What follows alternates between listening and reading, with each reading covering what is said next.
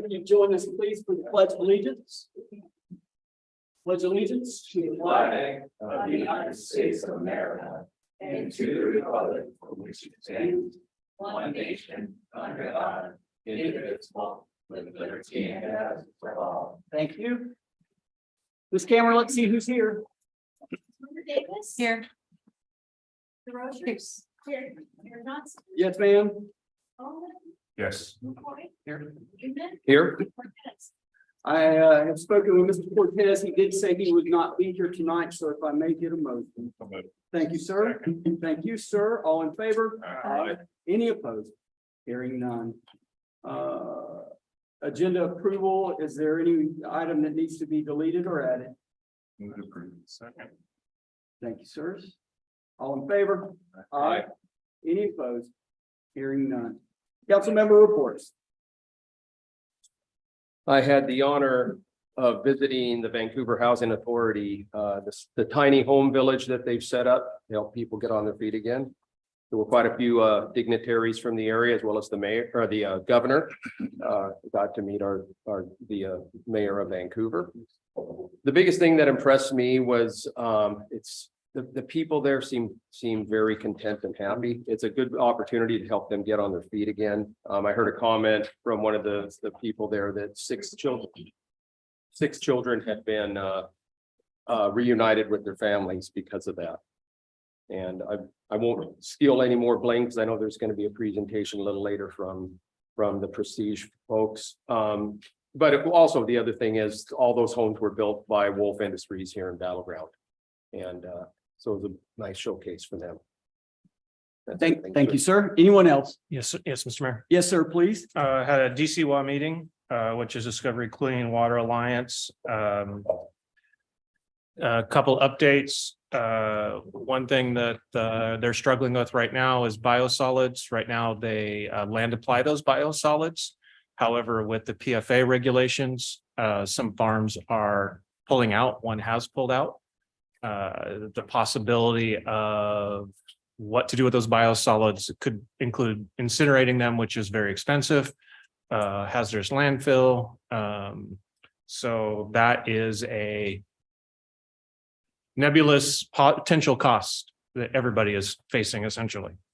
The projects are going well. The boring was within contingency. The pipeline's on track. The clarifier is on track for use and will get us to phase 6, which is about 2030. No rate changes are seen currently, even with all this. They have a new OS system online. And something that I learned, PCBs are still present in our products. I thought they were all gone, but they're not. So some more of those are being regulated out. But the point source regulations for PFAs, which are for your forever chemicals, is another big issue.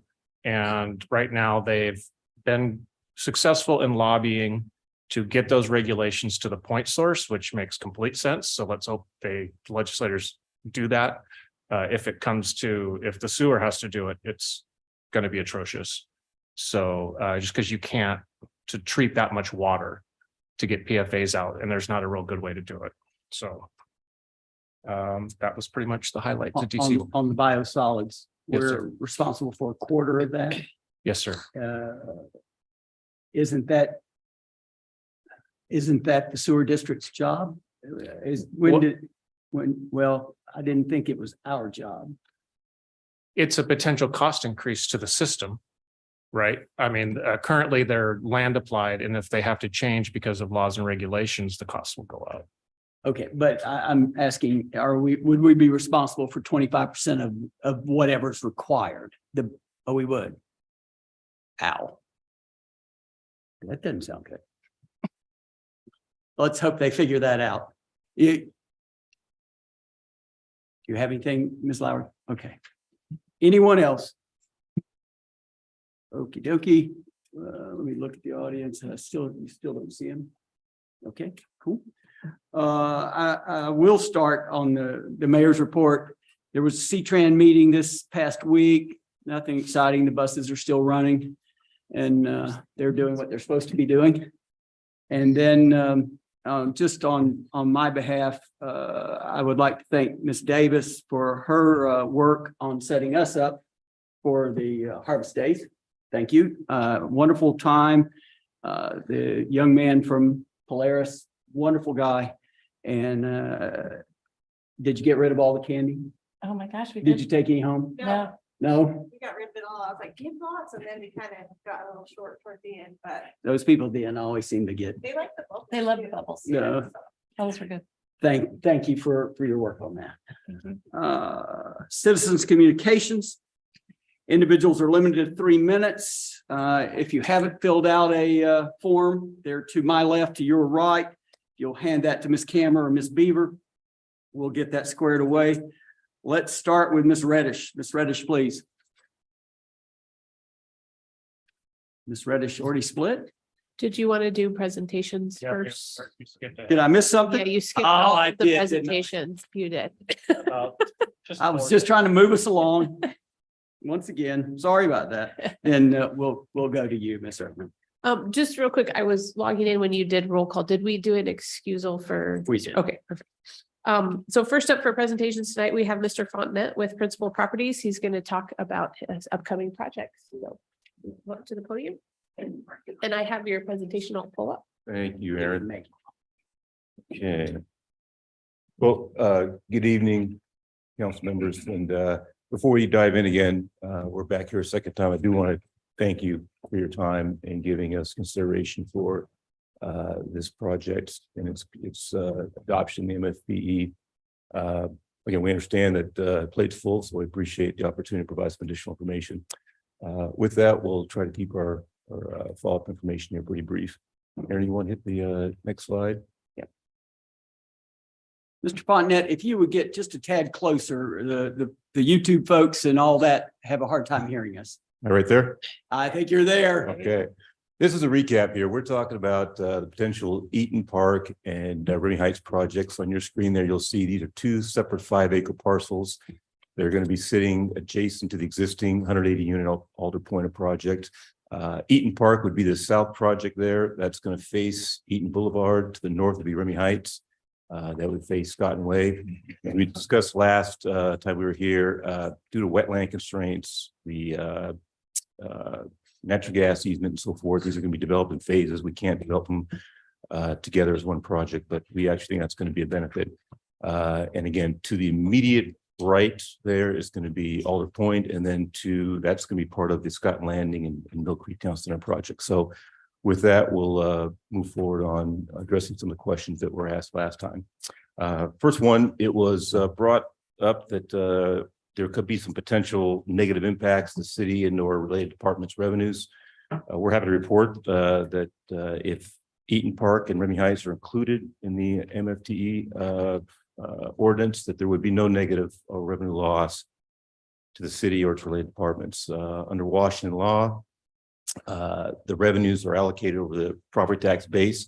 If that property tax base shrinks at all because of pulling these projects out, it just gets allocated over the remaining smaller property tax base. The good news is the city's property tax base is about $13.6 billion. Taking these 2 projects out will have a minimal impact on that. As we calculate here, we're talking about 0.36% over the millage rate. That's about a $5 a year increase in the average around homeowners increase.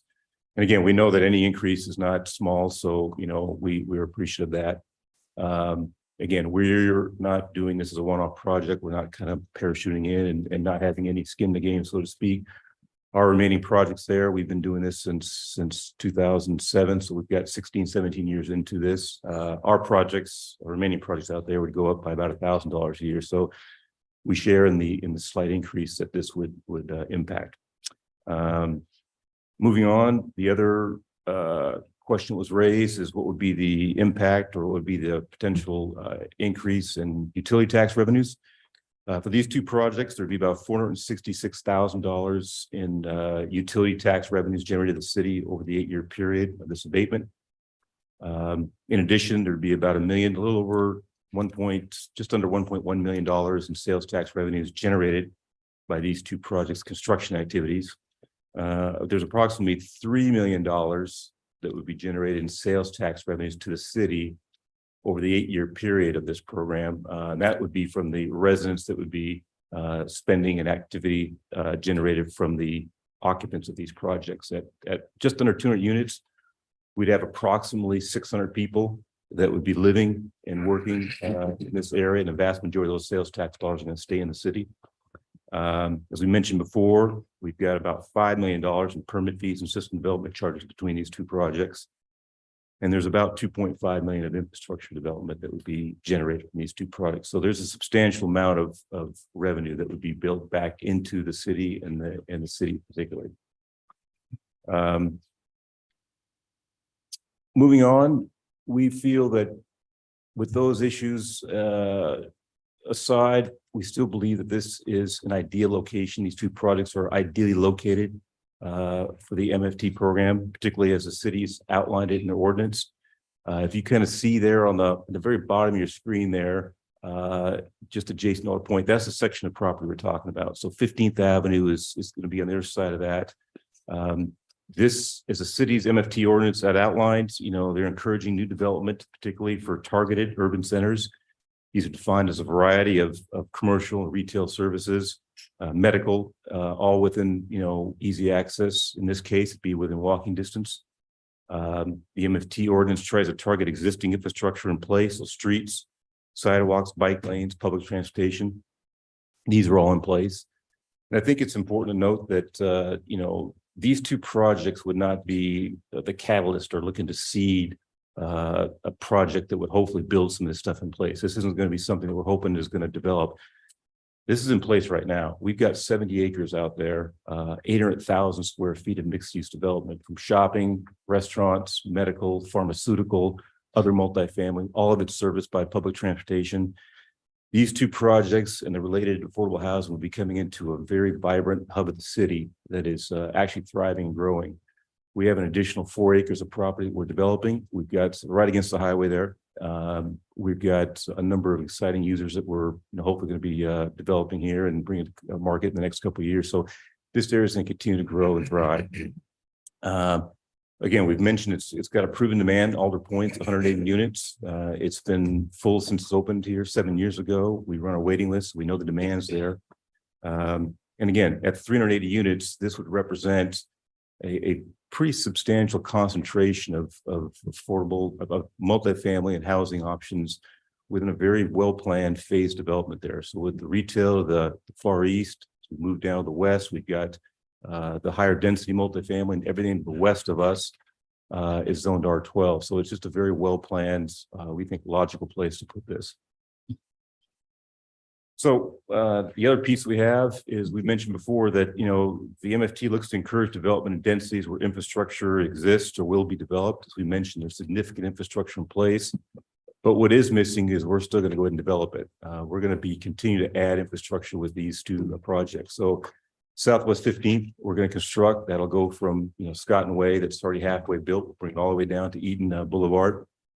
As we mentioned, we're also going to be developing and constructing a public sewer system that's going to serve a much broader area than the 10 acres we've got. Right now, the Gardner Subbasin is simply about a 100-acre area that's in a vital part of the city. This area is not served by sewer right now. So we've designed it already. We're going to build it. We've actually got the land, so it'll be on our site. And at full development, our properties will use about 30% of sewer capacity. The remaining 90 acres around us will all have access to public sewer. And it's important to note there's a couple of vital pieces of retail in the city's corridor. So the northwest and southwest corner of Eaton and 503, those two large retail chunks, they don't have any sewer right now. So we're going to solve that problem as well as open up that other area for development by providing sewer. The rest of the infrastructure, water, roads, public transit, high speed, that's all in place. So again, this is going to be an area this is going to have, we think, pretty wide ranging benefits for the city. So that's probably it for us. I mean, just to summarize, to kind of close this here for you. As we mentioned, there won't be any lost tax revenue in the city. They're going to be basically allocated over slightly marginally smaller property tax base. Very, very small minimal increase to single family housing. That's going to be the average family owner in Battleground. We mentioned this is an ideal location, given the fact that it's existing mixed use, vibrant place. We're not talking about something we hope will come. It's there. The infrastructure is there. It's pedestrian friendly. We've got significant tax revenues and infrastructure development going to the city. Combined, there's about $4.5 million in sales tax revenues over that 8-year period to the city. There'll be another $7.5 million in infrastructure development SDC fees. It's a proven location. We know that from Alder Point. And at 380 units with 20 units of affordable housing, I think it's important to note that we're not just looking at bringing affordable units. We're actually looking at developing a community out here. This isn't going to be, a 20 or 30 unit one-off project somewhere that's somewhat isolated. There's nothing wrong with that, but we're looking at bringing in 20 units of affordable housing, in a fully integrated project with 360 other market rate projects. These services and these amenities are going to be accessible to these folks as well as they are to any of our other market rate renters. Whether they're there for 6 months or 6 years, it doesn't really matter. They'll be seamless. Some might stay there and transition to market rate housing. The reality is they will be in the hub of a very vibrant part of the city and share all the other services that anybody else would at a market rate product. This is not going to be degraded in any way just because it's a affordable housing component of it. So as we mentioned, we've got significant infrastructure going into part of it as well. Again, we try to keep it brief for you. So again, we appreciate your time and consideration. I'm happy to answer any questions you might have. Thank you, sir. Yep. Mr. Bowman, sir. Thank you, Mr. Mayor. Yes, sir. Thank you, Mr. Fontenot, for coming back and bringing this back to us. So we got 380 units. Mhm. At our last meeting, I asked the question, what does it cost to build a unit? And the number was $325,000 to $350,000 per unit. If you take that times 80 units, we're looking at 123 million to 133 million.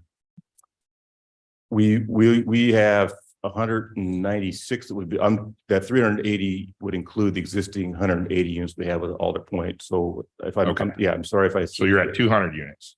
just about 200 units. Yep. Okay, so at 200 units, and bear with me for just 1 second here Mhm. because you'll see where I'm going with this. Mhm. You're a $70 million project. Mhm. Okay. The issue is this letter right here sitting in front of us from the fire district. And have you seen it? No, sir. You'll see it tonight then. We'll make sure you get a copy of it. You had him. So, and we can have the fire chief come and speak to this. Here's the problem that we're having is this is new to us. We did one already. And it's new to us and I said this last time, I don't understand how I can give away tax money from a different district, Mhm. from a different taxing agency. But according to this, after they spoke with the Department of Commerce, that they will collect zero levy dollars on that. So what you're explaining would work for the school levies because those are a bonded amount. They go out for a levy and they say it's $100 million. Mhm. And it doesn't matter if you have one person paying the full 100 million, 20 people paying the full 100 million, or 1,000 people paying the full 100 million, that 100 million is going to get paid. Mhm. And the question that arose after this was, how does a fire district who they're capped at a taxing 150 is the max that they can go through the state, right? Mhm. How does the fire district then recoup that money? Because they can't go out and spread it to the other people and say, hey, we just lost $70 million in a development over here. And so we need to spread that out over the remaining people because they're capped at that percentage, right? Mhm. And they're going out looking to do a lid lift in the primary election here. And so when you look at this and their numbers that they came up with, and these are rough numbers, Mhm. was over the 8-year period. It's a revenue loss to the district of $660,000, assuming they get their lid lift. Mhm. Okay. The total revenue loss for, well, that was for our last project. For this project, it would be $804,000. So when you look at that over the two projects that we'd be doing, you know, you're roughly 1.5 million, 1.4, $1.5 million that the district is losing. And the issue that I have with it is, and I'm not saying your numbers are wrong at all. I'm saying that every time we get a presentation on multifamily, Mhm. we get something different because nobody knows what's going on with this thing right now. The state's kind of made up some new rules. Mhm. I don't even think the state has their manual together yet of how that's going to apply and what that does. We put the last one through. It had a commercial component to it, and one of the things that was talked about was the developer was going to kick back some to the schools and some to the fire department. And then we find out, well, we don't really know if we can even do that. And so there was some things probably in the last one that maybe some of us council members thought was different than it's really turning out to be. Mhm. And I think there's a component here with the county, according to the stuff that I've heard. There's a component with the county. How does it count? Does it count as new construction now? Does it count as new construction in 8 years? If it doesn't, then that just kills your millage rate even more. And so there's so many things that are just up in the air right now that we're getting all this different conflicting information that we don't know what is right and what is wrong right now. Mhm. And so, I mean, your presentation is probably the information that you received. Mhm. And so you set your presentation based upon that. And then we get a different, you know, from another agency such as a fire district that is separate from us, stating that, you know, that's not including compounding interest over that 8 years and what it's going to cost them in the district. And so for that, you know, as they go out for a lid lift, and we could, by the stroke of a pen tonight, take all that money away. That they're going out to ask for a lid lift because they say, hey, we need more firefighters, we need more infrastructure, we need more, you know, apparatuses, whatever it is. And that's unlike us. We have all these different taxing agencies. I mean, taxing pools. We have sales tax, we have utility tax, we have property tax. We have other places we grab our money from, and the property tax is very little of that. Mhm. But for them, this was my concern, because that is the only place they get money is through that millage rate. And so, you know, I just don't know, and it doesn't help you tonight because this is new to you. Right. But I think we've got at least 5 government agencies that don't know what's going on.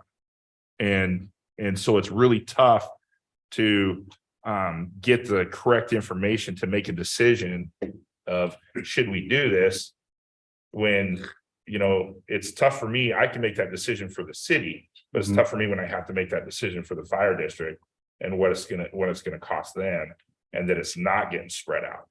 So, and I appreciate getting a copy of that letter, and I understand the Yeah. concern. So my understanding correctly, that per the fire district, they're funded exclusively by the property tax levy that would be. Yes. Okay. Yeah, and so the ones that I'll tell you right now, the ones that are gonna lose is the Fort Vancouver Library, the county, Conservation Futures, City of Battle Ground, state schools. Those state schools won't lose. I don't think so. I think that's Schools will- set and Local won't, but state is I think it's done the same way. it? Okay. But, you know, all of those will lose because it's based upon, C-Tran doesn't lose because it's based on sales tax. Mhm. All of these will lose because it's based upon that millage rate or their, you know, 75 cents or whatever it is, whatever they're maxed out at. And that's the challenge with that. And it's, you know, like, I'm to the point where, like, I want to put a moratorium on this stuff until we can get information that's actual, you know, valid information that the state can answer the question and not kick it to someone else, not say, well, it's up to the county, because then when we find out we talked to the wrong person, right? And they said, well, no, it wasn't up to the county, it was up to us, and this is the way it's going to go, and it ends up being worse for all of us. And I just don't think we're far enough along with the state and with the county and knowing that stuff right now. And those are a lot of questions that, I don't know, you asking if they're going to give you the right answer. I don't know if I definitely know we haven't received the right answer multiple times, and it continues to change. So when it continues to change, to me, that says, hold up for a minute until we figure this out, because we're going to make a mistake that's going to cost a lot of money. And, like I said, we can, if it was just us, we can make that decision because we got other pots we can pull from. But when we're affecting other agencies, that's my concern.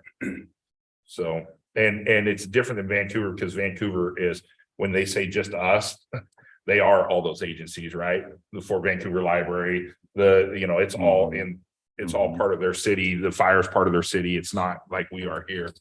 So it's a little bit different here, but that's my concern. But we'll definitely give you a copy of this and take a look at it. And maybe there's something that, from my standpoint, that we can get together on. But as far as just stroking a pen tonight, man, I don't feel at all that I could be responsible to do that. Yeah, understand. So the funding, the lost funding, the potential lost funding, the other departments is the major concern. Yeah. And like, I mean, it's a big deal to us too. I mean, that's lost revenue, but we see, we could see when you show in their sales tax, we can see that back, right? They don't, because they don't get that sales tax. And so we can, as you're presenting this, we can look at it as a business decision and say, okay, we're going to give 1.5 million away, but we're going to get X back in revenue because of all those other things you showed, right? The people that are shopping here, all that stuff. When someone just depends on, if all we were depending on was property tax, we would probably be going, whoa, no, don't do that, and that's the problem we have with these other agencies, is that's all they depend on, is that property tax. And so, or that millage rate, right? And that's the concern that I have. And I don't know that there's any way to fix that. I don't know that, I don't know that you can come back and say, hey, we're willing to do this, and we'll give, $500,000 to the fire department to help them out. We thought we could do that before, and now we're hearing conflicting things, right? Of how that works. I don't know. I know it's been, A did it, right? Didn't they buy a truck for the CCF&R or something like that so I think there's probably a way to do it. I just don't know that that's going to be us involved. But there's a lot of unknowns right now. May I make just one correct? When you say we haven't gotten the right answer, we've got dueling answers. Yes. Okay, because we're really not sure what the right answer is. We don't know what the right answer is. We have dueling answers. Yeah. Okay, now just to make a small clarification. Thank you. Yes, ma'am. And I'm also seeking clarification on the tax exemption. Does that include the fire impact fees? Is that completely separate? That's completely separate. And so they would still get all those fees? Yeah, all the impact fees would still be paid upon development. This would just be on the property tax side of things. Do we know that number of what the impact fees would be? We have not calculated that at this time because we haven't really seen a project come through. So, but our fire impact fees are based on, I believe, on a multifamily, it's a per unit. So It's they a would- what? It's Per per unit. unit. Brilliant. Kind of like school fees per single family, per Yes, per exactly. apartment. So they Yes. are contributing. So they To would the be fire department? contributing to fire impact, school impact, water, sewer, all those would still be paid. This is just on the taxing side, not the development fee side. Okay, I would like to see what the impact fees would bring in. Ms. Lowry, if you could, there's 200 units. Would you do a quick for us? That should be an easy answer. And anything else? Yeah, I just want. We're going to move on and then we'll get that from Ms. Lowry. Yes, sir. First of all, thank you for bringing forward. Thank you for your commitment to Battleground. I know that when you build apartment complexes, you keep them in-house. And I think as a city, it's nice to deal with somebody who's an owner who's invested in Battleground, and that's very clear. So Thank you. When we originally approved the Mill Creek project, my rationale was, hey, let's try this and let's see what really works, see if it works, see if it's worth it. That had a commercial component that subsidized everybody a little bit. So the fire department did get some off that, so it penciled out a little better. But to Council Member Bowman's point, there's conflicting information. And the last I heard, right now, the county assessor sits with the determination whether we use year 0 or year 9 for assessment, which would affect the numbers greatly, right? And that's just the state departments not talking to state departments. And from what I've heard, like Councilmember Bowman said, the manual's still being written. So for me, it's not a indication of the project or the validity of the project or the reason behind the project, or I mean, any of the good reasons behind the project. It's murky from a financial standpoint, from a state clarification standpoint. I worry that maybe the goal is correct, but we have one tool in our toolbox, and I'm not sure that this fits where we want to go and how to get there in the best and most equitable way possible, especially with the fire district impact. So that's my concern. That's kind of why I thought, the other project was, well, let's just see, because it's kind of new. If there's some risks here, but we can keep them localized. And I still kind of want to see how that project pans out, to be honest. It's not a judgment at all on your project or any future project that anybody's going to bring forward. It's a go slow to go fast kind of thing for me. Thank you. Have we come up with a math? So we have 65,400 for fire impact fees based on 200 units. 769,000 for school impact fees, 484,000 for traffic, 709,000 for parks. And we are still working on water sewer. So that's just under 2 million, 2.2 roughly. How much did you say for the fire impact? 67,000, 65,400. 65. a half of a squad rig.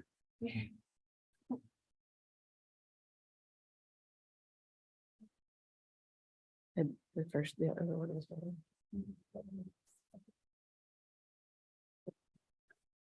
Sewer is about 2.2 million. So right around four and some change, Big project. So if we add them all together. I think you had that number too, didn't you? Yeah. Yes. Yeah, it was, yeah. Okay, while they're adding. 2.25 million, and that's without water at this time, but that would be really difficult to calculate because we're not sure what size meters we would be utilizing. Yes, sir. Just one last question, Mr. Fonda. When is this project?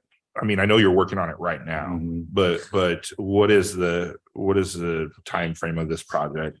Our goal would be to start Eaton Park next summer. And Okay. that would be the south project. That would be the sewer pump station and completing 15th Avenue. Okay, so if we didn't do anything right now, but we waited to give the state a little bit more time, it's not going to stop you from doing that project yet. And we still have till next summer to make that decision, correct? Well, we'd like to, just to kind of back up, we're going to try to, so in order for us to break ground, let's say ideally by June, we've got to start getting financing and capital structure in place here by about fall. So we can tell them, okay, what's your operating income going to look like? Yeah. How do the capital markets look and so forth? And, then we got somebody on board by about, first part of the year. Then we just got to underwrite the loan. So there's a lot of pieces that you'd have to go into place and to go out to bid and so forth. So is it now? No, but I would say probably by September, October, it'd be Ideal timing, because that way we got to roll the clock back. We have to have that much time to go ahead and really kind of get this thing ready for groundbreaking. And on that too, if we were to go down that path, we would have to adopt a resolution to expand that residential target area. And then go through putting together the contract for them to bring forward for you to approve for them. They can go get their financing. So there's a little bit of time. Yeah. from your standpoint as well. Okay, thank you.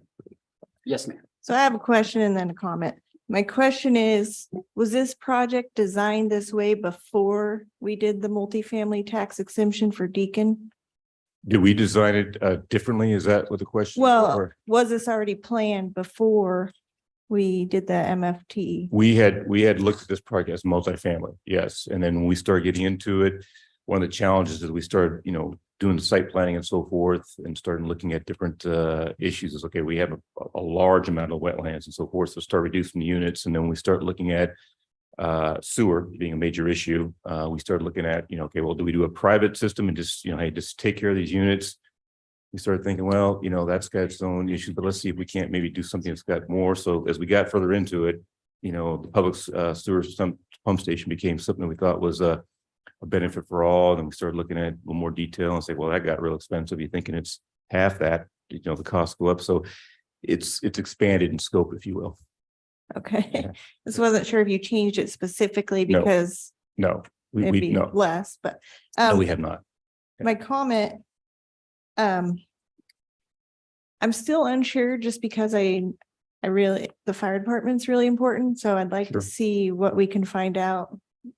Get more clarity on that before making decision. Mhm. I'm supportive of the project, bringing more housing into the community, especially the 20 units that'd be affordable.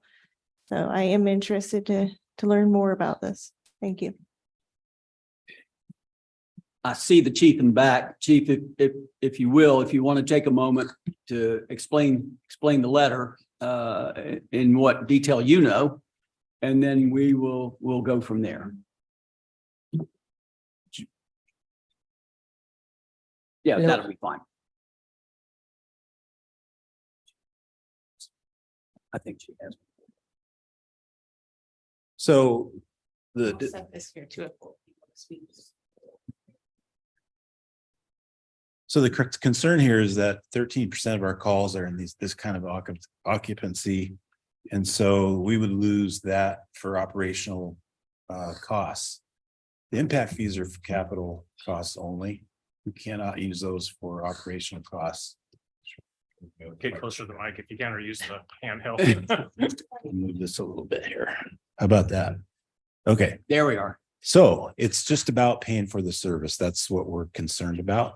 And as we continue to grow, there are more and more costs to provide that service. Currently, that's about 650 calls that we're talking about. So that's the long range impact for the fire district. And at a current millage rate of 121 at 75 million, it would be about $90,000 hit per year. So which you compare to an impact fee, which is a one-time 65,000, which we can use for facilities and apparatus. It's different angles. So we're looking at what it costs to do business. Okey doke. Any other questions, Ms. Bonnet or the chief? Seeing none. Just listening at what's happened this evening, I think we will scoot this back and wait on the Department of Commerce and perhaps the assessor and anyone else who wants to pitch in to try to figure out where we are. It's hard for us, and again, hard for me, especially with dueling opinions. And so does anyone have any worry with that? So we will set this back, and Mr. Fontenette, Ms. Erdman does have a copy of their letter, and then we will make a note. And if you come upon someone from the Department of Commerce or the assessor or whomever who's got a solid opinion, then we'll certainly, Ms. Erdman, please call and let's sort this out, because we just can't we just can't run into the fire without some kind of knowledge. Understood. We'll do some research here. We'll coordinate with Aaron's team and so forth, try to get some good data for you, circle back and 30, 45, 60 days, whatever it takes and so forth. And hopefully we can all work on the same page and allow you to make an informed decision. That'll be grand. Thank Okay. you again. sir. Thank you. Appreciate Always a your time. pleasure to have you. Thank you, sir. Yes, sir. And just to clarify too, the one main question that we're still waiting on is what happens after that 8-year exemption is over? So the question that we're waiting on from at least the county standpoint is, does that new construction value then get added into the millage rate at the end of the 8 years or not? So that is kind of the main question we're waiting on at this time. So it's not a measure of when the clock starts. No. It's a measure of if it shows up on the rolls. Later down the line, yes.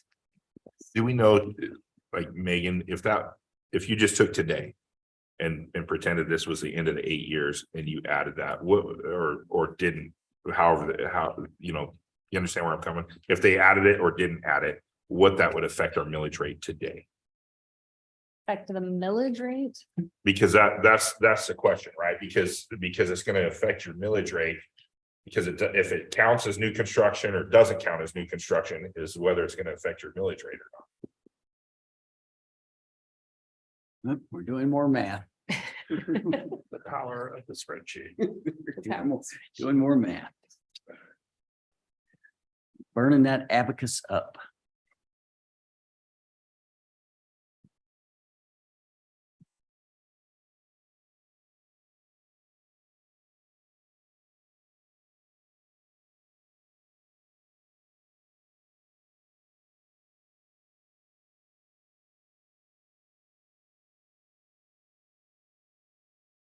Every eye in the room is on you.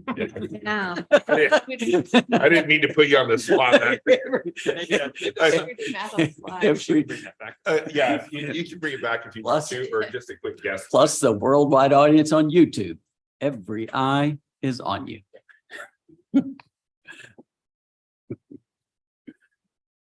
We're assuming a $70 million project or. Yeah. That'll be a fine assumption. Well, you tell us.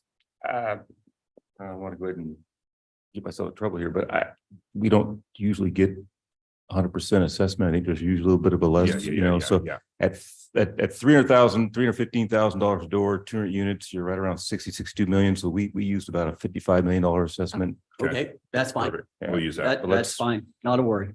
Step on toes. You're doing this more than the seven of us. If you're selling it, we want it at a, yeah. If we're buying it, we want it at.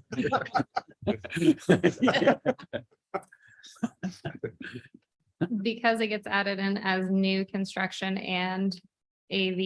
Yeah. It doesn't affect the millage rate, but it does result in the $70 million addition to the levy rate itself, because it's a calculation to get to the millage rate. Okay. And as I understand it from the county assessor that I spoke to, as of today, when they have one of these, they do not add it to the tax roll at all in either new construction or assessed value. So you lose the entire, It's Correct. just lost. Correct. And what we're waiting on is at the end of the 8 years, whether or not they include it as new construction at that point in time to then increase the levy rate at that moment. and they haven't told it, I mean, Vancouver's been at this in the paper, it said 12 years. So they haven't told us what they've done in Vancouver, or is it So- like most of the stuff with the county? they have to go According look to at? them, they have not had one fall off of the exemption program. As I understand it, the program was revamped in 2014 or 13, and I'm not quite sure. And Yeah. that was what I was told. Okay, The last thing is we also, I believe it's just the building improvements that are exempt. So the land is still included in the property taxes. So Okay. there will be some revenue. yeah, okay. Yeah. Thank Thank you. you. Thank you. Yes, sir. Thank you. Okay, Ms. Erdman, we're moving on. Did you want to go back and do the rest of your mayor's report before we move to the rest of? No, we're good. Okay. Then next up, we have the Vancouver Housing Authority and Prestige Development to do a presentation. So I will turn it over to them. And there is the podium microphone and a portable if you'd both like to speak at the same time. And I'll pull up your presentation. Welcome aboard. It's a pleasure to have you. Thank you. So I'm Peggy Sheehan with Prestige Development. I'm Victor Caesar. I'm the Chief Real Estate Officer at the Vancouver Housing Authority.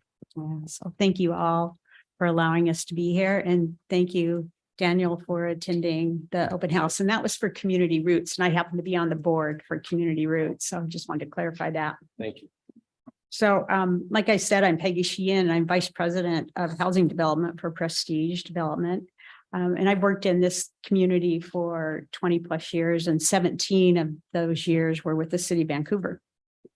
When I worked there, I was one of the primary developers of the multifamily tax exemption program. So I understand how difficult it is to understand where that money goes and how it gets back. You guys asked great questions about that. I retired from the city a couple of years ago and went to work for Ellie Kasab at Prestige. And Ellie was the developer of the Gardner Center about 20 years ago. And he asked me to, he couldn't be here tonight, but he asked me to leave a letter for you. So I'll give it to you guys before we leave. Thank you. So like I said, Victor and I are here to discuss affordable housing with you. So if you can go to the next slide, please. Victor. Great. So yeah, like I said, my name is Victor Caesar. I've been with the Housing Authority a little over 5.5 years now. And in my role, I get to oversee all of the new construction, acquisitions, and renovations of housing throughout Clark County. And despite the name Vancouver Housing Authority, we are the housing authority for the entire county. We've got about 3,200 units across Clark County, 200 shelter beds. And we also administer the Section 8 voucher program, where we've got about 3,300 voucher holders throughout Clark County. In addition, VHA has 3 properties currently in the city of Battleground as St. Helens Manor, the 30-unit senior development, and then our Mill Creek development, which is subsidized senior housing and 50 units of family housing. Sticking to this slide. So you see it all over the news. Clark County has a housing crisis. There's not enough housing to keep up with population demands in our community. And what we are seeing from the data is that seniors are our fastest growing population falling into homelessness throughout Clark County. And there's a lot of factors that are contributing to this, but some of the big barriers that we are seeing are the cost of land, along with labor and materials. We've all seen inflation increase over the last 2 years, which is really impacting our capabilities to do affordable housing throughout Clark County. Next slide. And Battleground is not alone. I was fortunate enough, I participated in the housing action plan that you all approved back in 2021. So it was great to work with community members to get, release some goals for the community. And as you can see, despite glasses, I have a hard time seeing that far away. On the right-hand corner, could you shrink that down some, please? But we have housing goals to produce 420 new housing units a year, increase the variety of housing types throughout Battleground, and expand the supply and access to affordable housing throughout Clark County. And I think it's just important to note that housing is a continuum. So the VHA's role is a very small sector of that continuum, but across the board, we just need more housing in general across all income spectrums in our community. Next slide, please. And what we have on the screen is just a rent comparison for you all. So across Clark County, the average median income is $114,000, and that is the 4-county region. So that's Clark County, Multnomah County, Washington, and Clackamas County. And we know that Washington County, for the most part, actually increases our region's AMI level. But when you look at it, still Clark County is still hovering around 100,000 as the area median income. And what you can see on the screen is just the rents at different levels. So where VHA sort of sits is that 60% and below area. So right now for a studio, that's about $1,500 a month in rent. And we try to subsidize that so that tenants only pay 30% of their income towards rent. And then what you can see is sort of what Peggy's team is hitting is that workforce housing, that 80% AMI. And so for a studio, that's around $1,600 right now. And then the market is serving around $2,000 a month for a studio apartment in our community. Slide, please. So I want to touch on our project. So Weaver Creek Commons is a new construction project that VHA has been working on since 2021. It's an 80-unit, 3-story development. It's about 2 blocks off of Main Street, not too far from here. And the goal right now is that we're working with the Battleground independent school districts of the Battleground School Foundation to set aside some of those units to families that they work with that are exiting homelessness. And for our project, oh, if we hit the next slide. So our project is about a $32 million project. And so for that, that'll generate about $1.5 million in sales tax from the construction of that project. So that equates to about $388,000 a unit. But building affordable housing tends to be more expensive than market rate housing. And I'll get to that a little bit later, but I will pass it over to Peggy to touch on her project. Thanks, Victor. So you can go to the next slide, please. So what Prestige is looking at is, we're calling it McNair Plaza, and it's on a piece of property located off of First Street or First, I think it's First Way. Yes, Northwest First Way, and it's about a block north of West Main. And what we're looking at, we purchased a property. We're looking at working with the city of Battleground, with your public works director to buy, there's a little piece of it that's a storm drain for the city of Battleground. And we're looking to buy that. And we would underground the stormwater facility and use that piece of property for parking. So it would increase our parking. Looking at currently, based on the code, we're looking at a 4-story building with 60 units. And the units we will be working to make those units affordable to people at 60% of median. So that's the rent.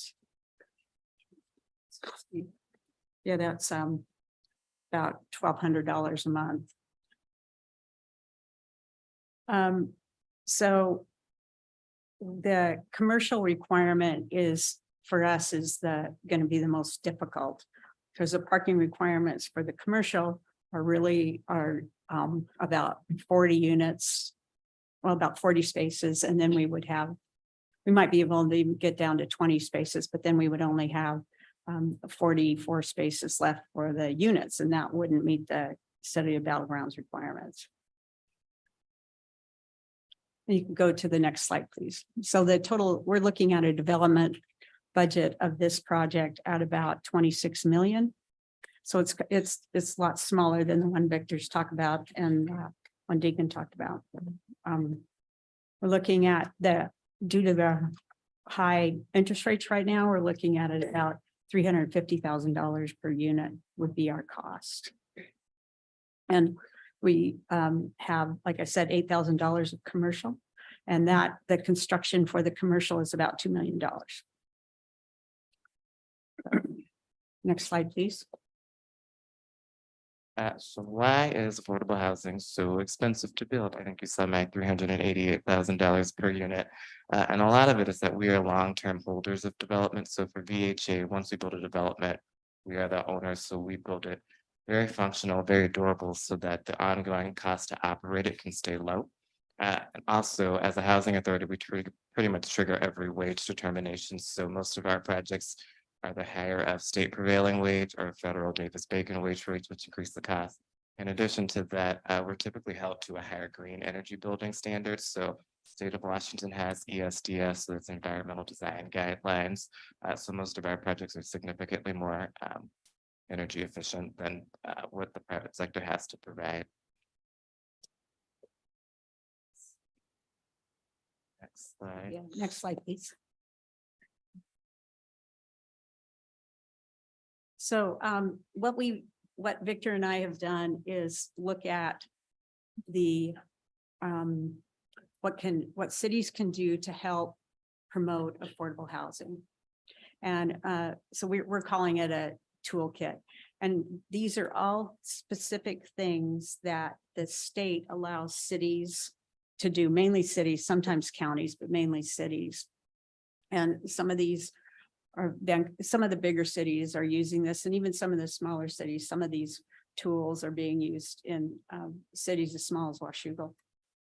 And so we, like, for example, we created density bonus for affordable housing. These are all things that they aren't currently in your code, but they're in codes in other cities, either in the county or in the state. There's some reduction of SDC fees for infill projects, reduce parking, lots of different lots of different codes around reducing parking or changing parking requirements. And there's also different codes around, as you folks know, the MFTE process, which you're looking at. And some jurisdictions even allow fast tracking applications for affordable housing. Could you explain what a density bonus for how affordable housing means? Yeah, so I think you can talk about that. So a lot of communities around the state are passing what they call density bonuses. So what it is if your zoning code allows, 40 units per acre, if you commit to a certain timeline of affordability, you can allow like a 15-20% increase on top of that based on district. Thank you. So next slide, please. So based on those, Victor and I talked at length about if there was one thing that the city could help to promote our projects. And one for Weaver Creek, it's the density bonus, and Victor's going to talk to you about that. And for McNair Plaza, it is allowing housing on the bottom floor. So we want to talk, those are the two things we want to talk to you about. So if you go to the next slide, please. Yeah, so we really wanted to leave you with sort of an ask, and that ask is for us to continue working with city staff to make some improvements to allow our developments to progress. So for our Weaver Creek project, what we're asking for is a 25% density bonus. And what that would allow for us is to add 20 additional units to our 80 unit development. So we'd have a 100 unit development that would generate about 2.7 million more in construction, so increased sales tax to the city. And it would reduce our cost per unit down to 25,000 because we get efficiencies by going up and building more dense developments. And for us, what's really helpful is the staffing. So right now at 80 units, we're staffed, and if we increase that to 100 units, we have no changes in staff, so we get efficiencies in the operation, so we can generate a larger loan to cover the construction costs. So the ask for us is a density bonus. And next slide, please. And for McNair and Prestige's project, what we're looking at is the ground floor for residential. We're targeting seniors, and seniors want to live on the ground floor, especially folks that have issues with mobility or need ADA units. The property that we picked doesn't have very good visibility from West Main. It's on First Street and it's back a little bit. And so we're struggling with how we can make that commercial work when it's in such a non-visible area. And so what we are wondering, if the council would allow us to work with Battleground staff to explore the use of using the ground floor for residential instead of commercial for our project. We're hoping that Battleground's interested in partnering with us to explore the development of these two projects. And thank you for your time. Now we're open for questions. Yes, ma'am. Oh, so my question is in regards to the letter. What was the purpose of giving us this letter? Well, Ellie Kassab couldn't be here tonight, but he wanted to show you what his history has been with Battleground so far. Thank you. Mhm. Yes. Thank you for your presentation. So on your second project over off the first, you said you're targeting seniors. So that's not senior housing. You're just targeting seniors, right? You'd like to have seniors there, but that'll be open to anyone. Is that correct? We're targeting towards we're targeting seniors, and that's when we're looking at what rents we want to do in our marketing, we're looking at seniors. But it would be, as of right now, we're not looking at opening it to others. So it would not, I think there's one over behind Fred Myers that is senior living 55 and 55 older or and something older. like that. That's what we're looking at, yes. We're getting close. I'm getting real close. Uh-huh. But have, and this is something for the city. When I saw this project come up, I do a lot of work over in Portland, and I don't like to compare us to Portland at all. I don't really want to.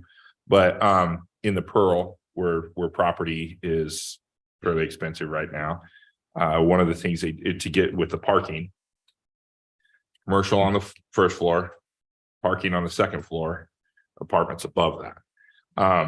My biggest issue with parking is, and I don't care who stands before me and tells me that parking isn't going to be an issue. It will be an issue in Battleground, because we are not downtown Vancouver. We don't have the accessibility for biking, everything else. We have large vehicles there.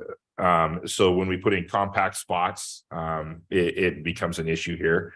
And so parking is always an issue to me, is how do we, I think there should be 2 parking units or more per unit.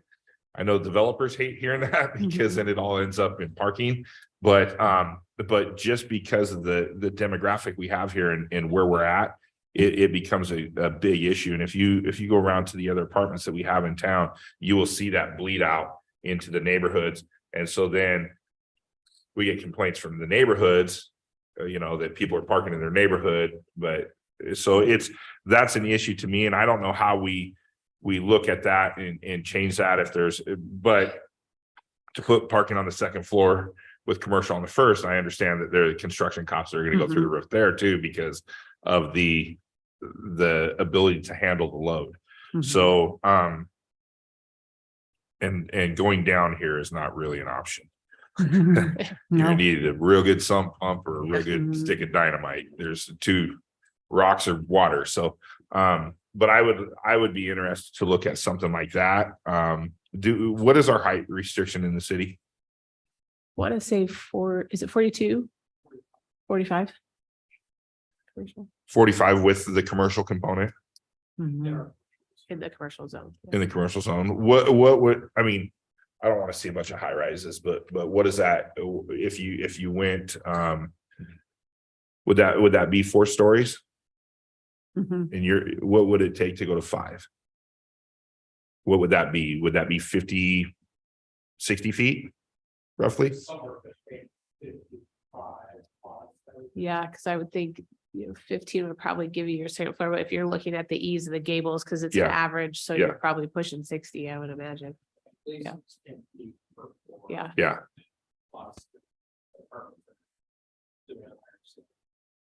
And I mean, as we grow, maybe that's something we need to look at, because if you're looking at density, the cheapest way to lower the cost is to continue to move up, because the roof stays the same, right? Spreading out makes it a lot more expensive. So if we're looking at these kind of things, I don't know if it's not in our best interest, at least for me, to start looking at, could we add 1 more floor? What would that look like? And outside of parking, we still got to deal with the parking issue. So, but okay, thank you. Thanks for your presentation. Yes, sir. Mr. McCoy, sir. Just clarification, you're asking to go from 4 stories to 3 and eliminate the commercial. Would you not just do a 4-story residential? There's not enough parking for that. Okay, understood. Thank you. But as far as for the commercial aspect, I'm more comfortable with them than the parking personally. So at Weaver Creek, we know the site, you've owned it for years. If we go to 100 units, that's 150 cars parking. Your hope is what? 100 units. We'll assume you get the bonus. 100 units. How many slots are you looking for? We were shooting for 125 stalls. On 100 units. Because a portion of them are studios. So what we tend to find is that there's just a single car in the studios. So usually that 2 bedrooms can absorb the difference. So what we've seen, and it's been pretty, ideally 1-to-1, but I think we can make a 1.25 work on a development, especially when there's a lot of studio units. There's about 35 studios currently proposed. Because in your project, you're about 3 blocks, give or take a block off of Main, away from the bus, both from the north and from the east. You're about Yes. And so it's about a mile walk from here to Safeway roughly, and then back. So my concern is there's not a whole lot of folks that are gonna walk 2 miles for groceries. And so at 1.25, does that push them into? Our problem has always been what he stated earlier. The neighbors really do like you until you park in front of their house on a permanent basis. I mean, your friends can come and spend a Saturday afternoon, but when you start parking in front of their house, they really don't care for that. And so 1.25, would that be, what do you think that would? I mean, that's just us saying we'll do that if we are interested. Yeah, so we have the 1.5 per unit now. We do have it in our code that we can look at parking studies for studio apartments and see what the market is doing for that. So we could do that within our existing code now. How many studios are you thinking?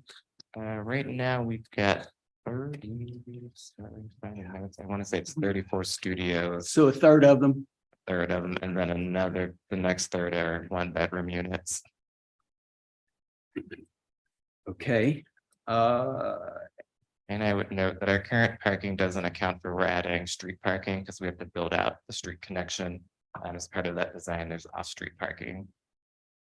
Which our current code does not allow for the parking requirement to utilize off-street. Correct. That's where I was heading. Yeah, so it's not So- allowed to count. So in our Yeah, current, we changed that because in her neighborhood, they built apartments with 12 parking spots roughly. And so they're just everywhere in the neighborhood. And so if you were granted 1.25, would that work without any street parking at all? yes, it would work, but our residents would be allowed to access the street parking if it was available. Well, I Yeah. mean, yeah, how do you, Can't well, control- what, we put up a sign? 2 hour Yeah. parking.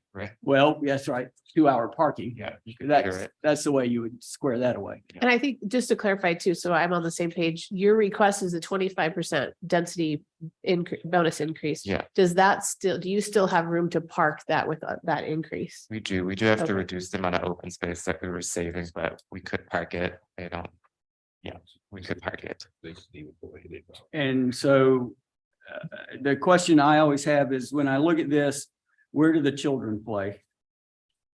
There's a playground, so the building is an L, so there's a courtyard behind it and a playground and a walking trail. I didn't show you a site plan. And then since we're along Weaver Creek, there's like a 50-foot natural buffer that we can't impose into. Okay, so there will be some area for goofing off. Oh, yeah, for sure. Okay, yes, ma'am. So my comment or question is about, is it McBride or what was it called? McNair. McNair, I knew it was a mix something.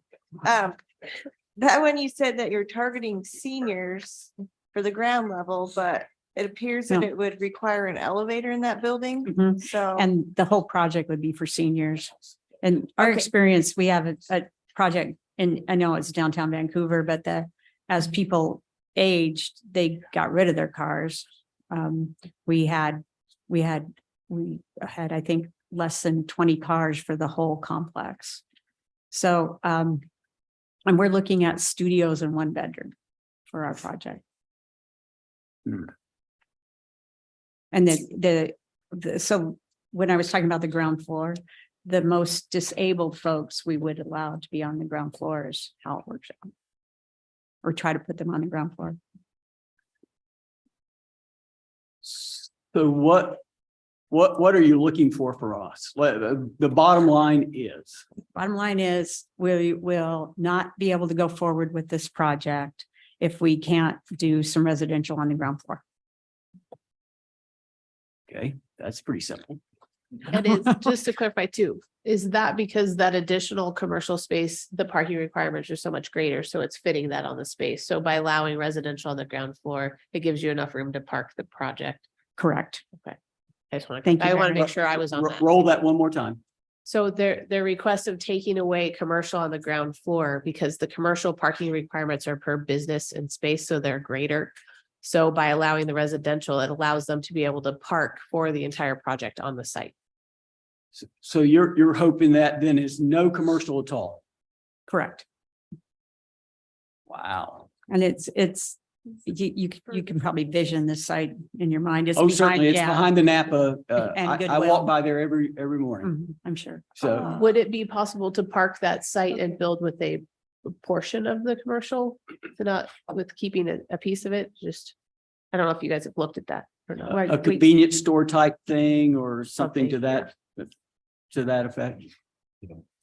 We could talk Yeah. about it. I mean, that's all, those are all things we could talk about. It's just right when we have costed it out and designed it with the 4 stories and 8,000 square feet on the bottom floor, there's not enough parking.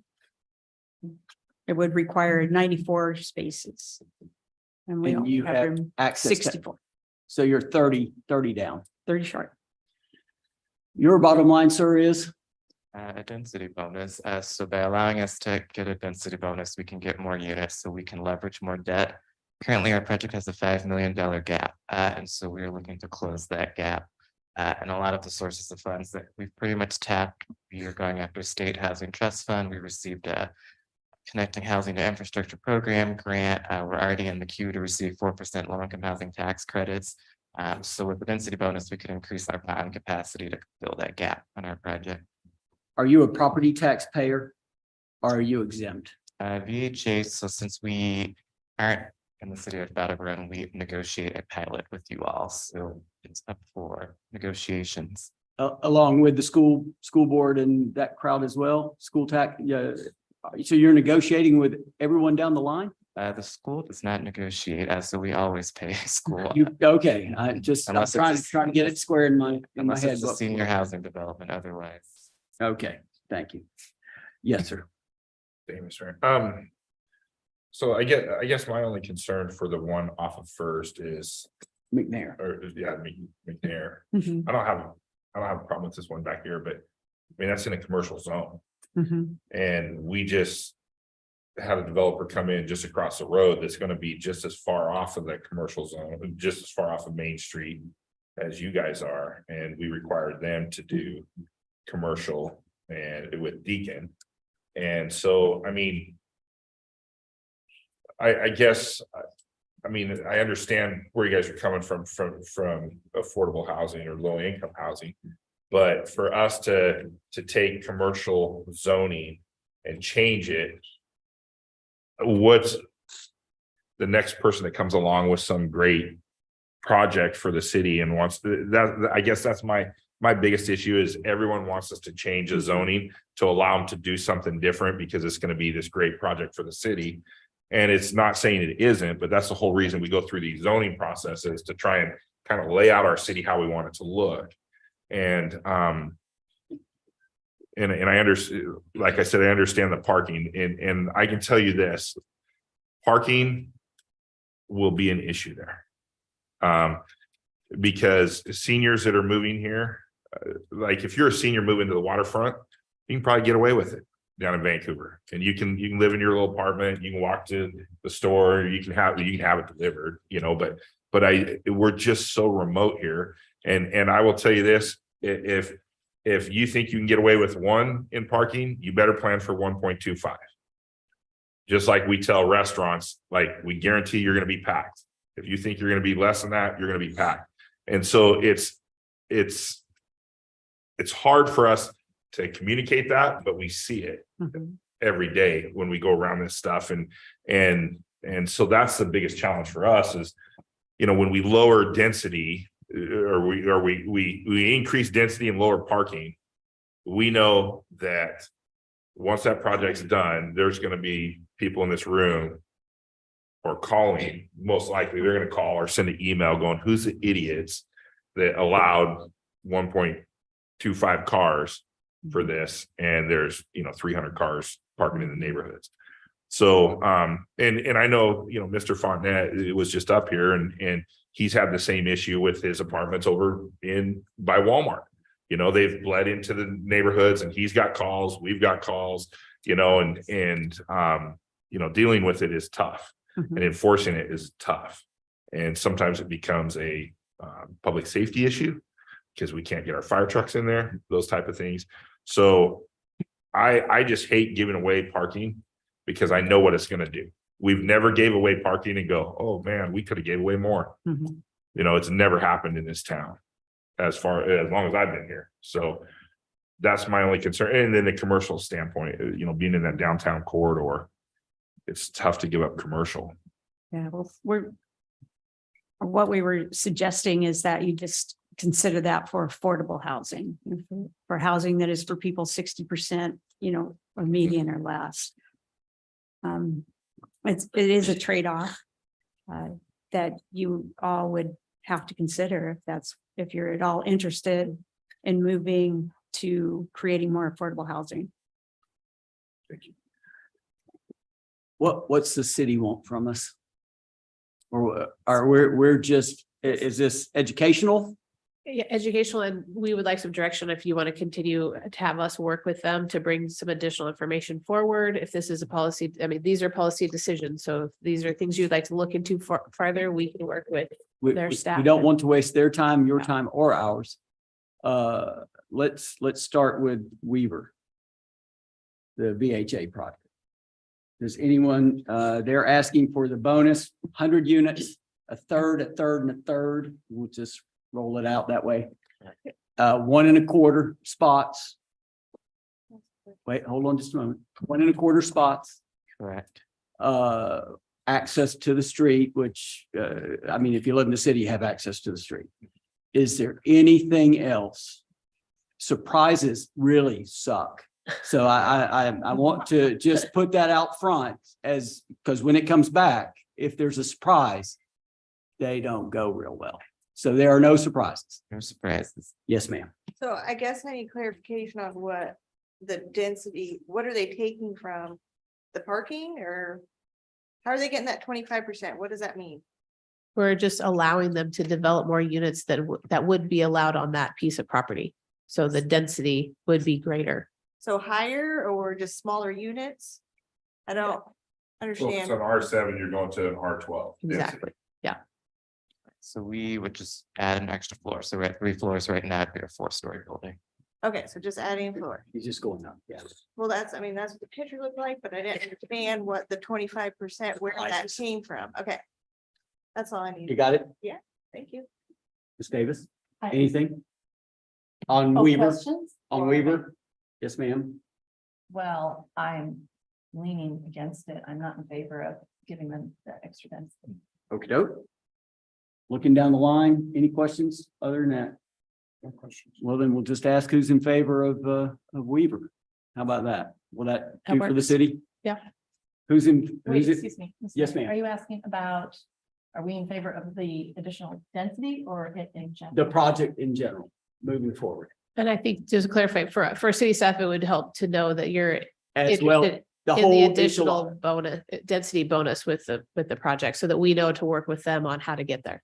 And it's not a real commitment right now. It's just go ahead and. Continue working on the logistics to get Well- there. Well, it's a pretty good commitment because otherwise we're paying for folks to say no when we say no in 3 months. That seems. Yeah, but don't we need, I mean, We will have to- you're asking for direction, like, yes, move forward, because in order to change density, we'd have to have a motion and a second and go through the density, you know, because we're changing a zoning density. Yeah, so I guess the question is, are we supportive of looking at this? We can work with VHA to figure out what the best approach, Moving whether we forward. do some coded amendments or we go down the development agreement route or however we handle that Yeah, piece. so we're just looking to move forward and not burn up their time, our time, et cetera. Okay, I'm so sorry You're- that I need to know exactly what I'm saying yes to. And so we are just saying we will look at their project, or we are looking at their project with a density, which is a zoning thing. I mean, these are two different things in mine. I mean, there's the project as is, and then there's the density that we will be giving them, which is changing zoning. So So to me, that's two different things that I'm being That, asked. that is. So what am I being asked? Because to me, that's two different answers. So you're being asked if you would support moving forward with options to add the density bonus to the project. And then we as staff will continue looking at what the best case scenario is. Do we go and change zoning to allow for additional density bonuses for affordable housing in general across the board? Or do we tackle this as a one-off project and do a development agreement to get there? So you're asking what I think. Yes, ma'am. I say no, thank you. Yes, ma'am. Thank you. Yes, ma'am. I'm interested in looking at it. Yes, sir. I'll look at it. Yes, sir. I'm leaning no, but I could be convinced if it something incredible comes up. Right now, I'm kind of leaning no. Yes, sir. Yes, sir. Yes, take a look at it. I do as well. So since we've gone down that path, would you like us to focus on looking at the zoning code overall for density bonuses for affordable housing? Or would you like to look at this as an individual project and looking at a development agreement? Let's roll one at a time for now. In my opinion. I won't. Yeah, Yeah, let's, okay. and see how it works Okay, and see if it works. that helps with direct the us VHA where to and start, so. everything's cool. Okay. Now, if we move to McNair, once again, let me make sure I understand it. You're asking that the commercial be swept. And that is a 4-story building, seniors only, It would be 3 stories if the commercial swept. 3 Senior- stories if the commercial swept, seniors only, Correct, 55 and old, correct. 60%. Whatever that. 60%, between 80 and 60% rent. whatever that Don't is. really know, yeah. Okay. And so that would take from us, Ms. Urban, that would be a zoning change, or is that a developer's agreement? That one we could also tackle both ways, but I would have to do a little bit more looking into the development agreement because there has to be a benefit to the city. So we could make the argument that the benefit to the city is affordable housing so that you're not changing zones. And I'd have to look at what's surrounding that area because we wouldn't want to create an island or a spot zone. So I'd have to do a little more research into that one. Yes, ma'am, just a moment. I would say, over the years that I've been here, the developers agreements coming out of the village, I don't think I can count them. We've done innumerable ones there. And we always seem to be on the sad end of those agreements.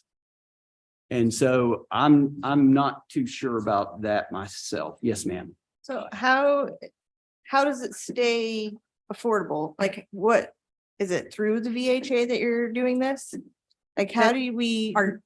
Our goal would be that we would end up working with the VHA, so it's affordable for 50 years.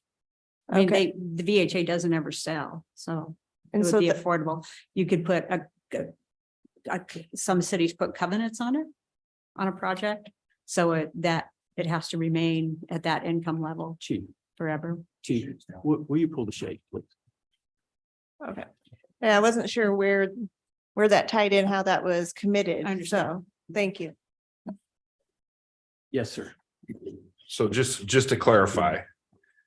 I asked this before, but I thought it went the other way just a second ago. You're targeting seniors Correct.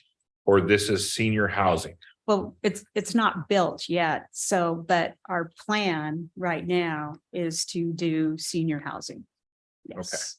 If, and you know, when you were talking about you were asking how it all can be put into law in it, you know, cities use covenants on projects like these all the time, where you have to sign an agreement that goes with the land that it is affordable housing to this population for forever.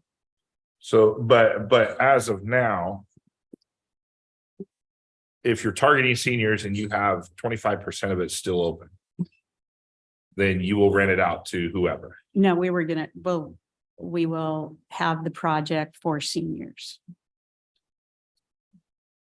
So I'm assuming you would be similar to the one that we did do over in the village where it is required to be 55 Yeah. and over. We Yeah. did do a covenant on that they have to continue to rent to 55 and over for the lifetime of the project. So those are a couple of different options that we would have in front of us as well.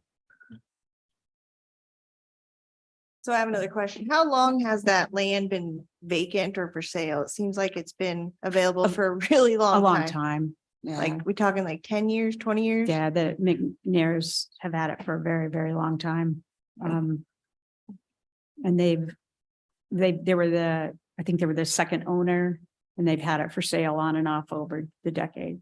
Okay, and there hasn't been any interest for commercial building there that you're aware of? No, It's kind of a weird spot for that, so. it's a weird spot. You have to, it would be like maybe a destination commercial place, like for another paint store, which you already have one, or something Two. like that. Yeah.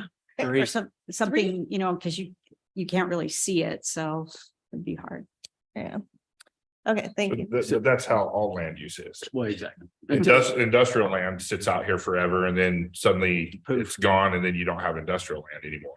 And so, I mean, that's why you zone it the way you zone it is if you change because something didn't sell, then you've got all kinds of issues. You've got residential areas and commercial areas. And you got residential areas and industrial areas because it will change. It's cyclical, how that what is moving. So, Ms. Urban, just so that I have it and we can have it, I guess the question mostly is, do we take a commercial spot and turn it into residential? That's the question? That's bottom line for affordable housing. Yes, for senior affordable housing. Is there any question about that before we walk down the line? Don't see anyone. We'll start with you, Mr. Dingman. Yay or nay? Nay. Nay for Mr. Dingman. Mr. McCoy? Yeah, I think we need to protect our zoning. No. I need more information. Yes or no? Yes or no? No, I don't know. Yes or no, please? Well, I like the idea of the project and everything, but as it is right now, the zoning and everything for the commercial is difficult, like.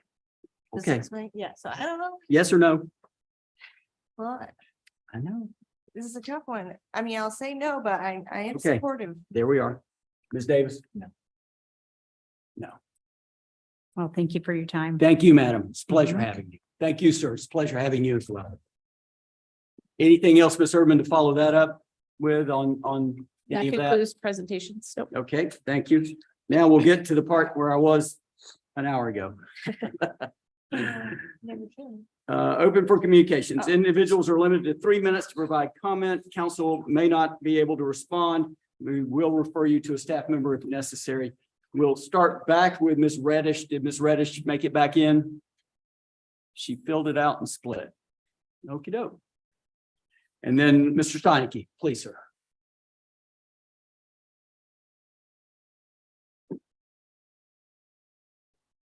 Pleasure to have you. Thank you. Hello, I'm Don Steinke, and the other person wasn't here to speak that you were calling on. Yes, sir. So your life, your job is complicated, and I'm about to make it more complicated, I think. For the record, my name is Don Steinke. I live in unincorporated Clark County. I'm a retired high school science teacher. Last year, the legislature directed the Department of Commerce to prepare a guidance document for local jurisdictions to use for voluntary emissions reductions. This year, our legislature amended the Growth Management Act to require the 11 fastest growing counties such as Clark and cities in those counties with a population greater than 6,000 to reduce emissions and per capita vehicle miles traveled. Commerce hired a certified planner from the city of Camas, who happens to be a Vancouver City Council member. She convened 30 consultants from various entities to brainstorm suggestions for various jurisdictions.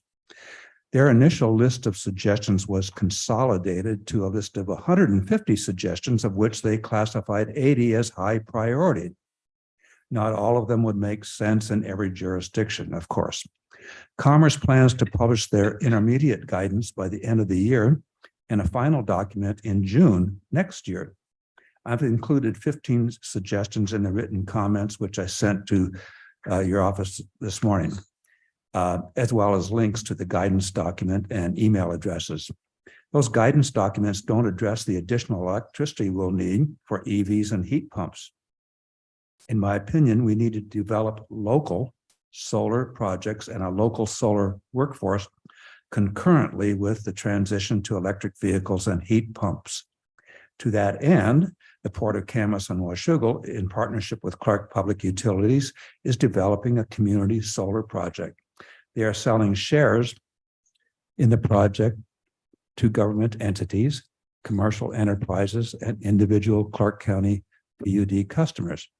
The success of the project depends on selling the shares. The good news is the bids came in lower than expected. Shareholders will be credited for all the electricity produced. The expected payback time is about 11.9 years, after which you would pay nothing for the electricity produced by your shares. I encourage you to purchase a block of shares in their community solar project.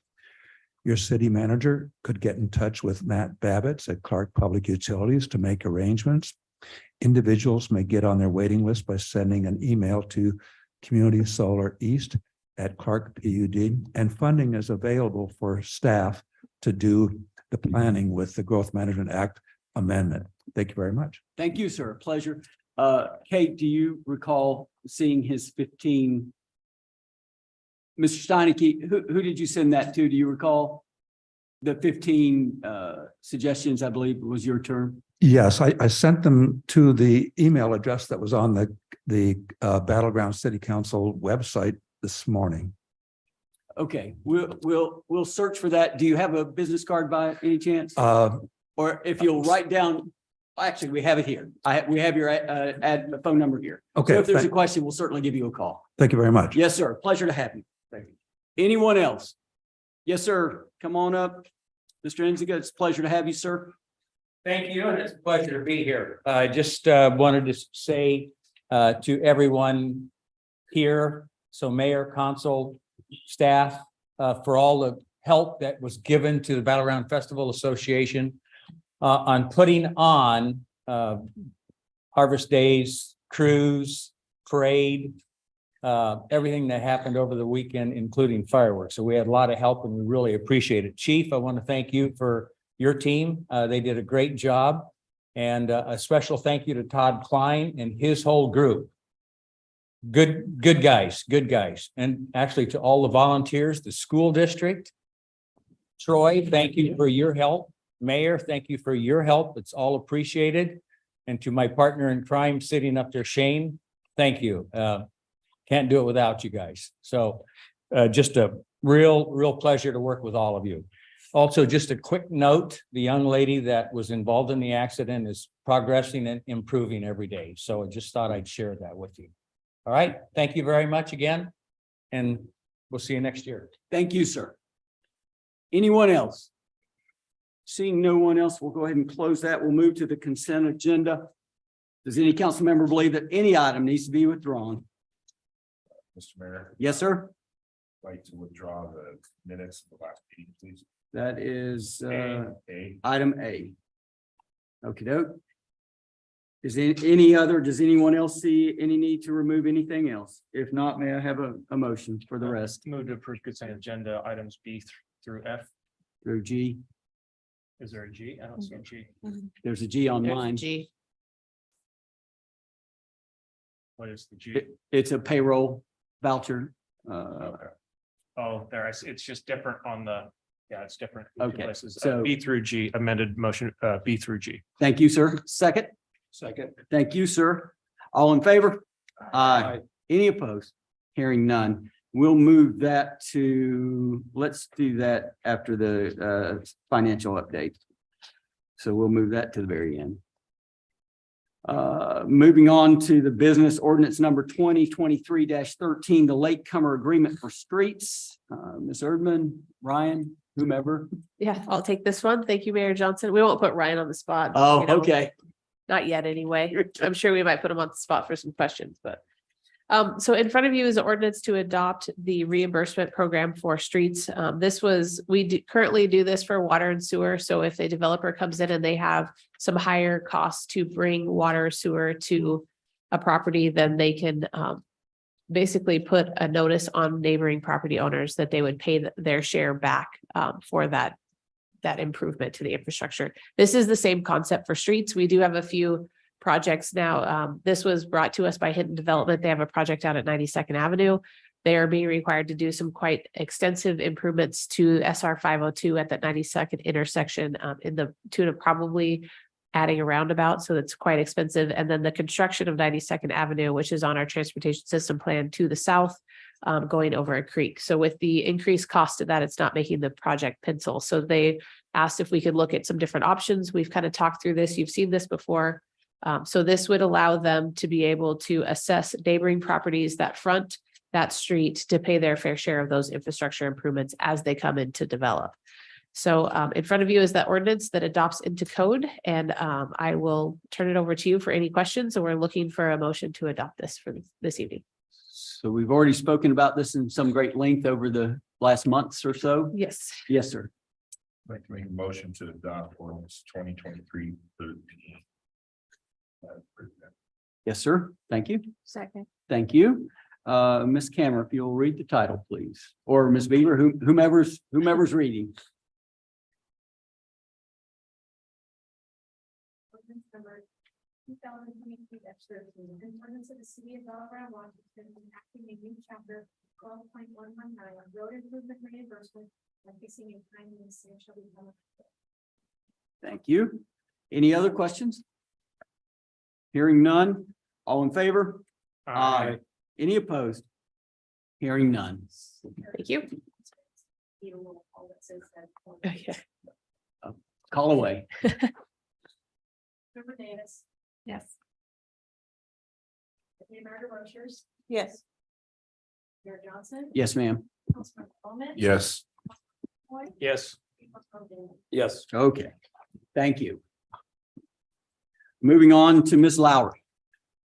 And the second quarter financial update. How well are we doing? Good evening, council. So we are going to go through some financial highlights and then we'll go into some detail in the individual funds. Sales tax to date, we've collected $1.7 million, which is up $94,000 from the prior year, which is a 5.8% increase. For the Transportation Benefit District sales tax, we've collected $201,000. From Public Safety sales tax, our portion we collected was $109,000 as well. So sales tax is doing very well. We're continuing to see the trend going up like we have for the last several years. The largest portion, which we'll talk about later on in the presentation, has to do with the construction that's going on within the city. That's about $1 million of our overall activity. As far as our development activity, building permits, we are continuing to see building, and it's picked up a little bit in the second quarter as compared to the first quarter. To date, we had 79 new single-family residence permits, 2 multifamily and 3 commercial. That's in comparison to 141 single-family residences thus far in 22. Our revenue for building permits is down about 122,000, which it's 389,000 this year compared to 512,000 at the same time in 22. Our building plan checks is down a little bit as well, about 47%, 195,000 compared to activity in 22. Our planning reviews is also down about 53.2% from 22, about 211,000. Overall, we are seeing, again, like I said, the second quarter, we picked up a little bit more than we were in first quarter, and we're hopeful that continues into quarter 3. But we shall see. So real estate excise tax to date, we're down about 562,000, a 43.5% decrease over 22. We've collected about 732,000 compared to 1.3 million in 22. Again, we had some very large years there with the low mortgage interest rates, and real estate was going very quickly. We're about even where we were pre-COVID. Investment interest is up $1.2 million to date from the prior year. We've collected about 1.4 million compared to 181,000 in 22. Our latest interest rate with LGIP is at 5.2%. I never thought I would see that kind of interest rate with the state pool at this point in time, but it just continues to go up each month. So we'll see how high we get in 23.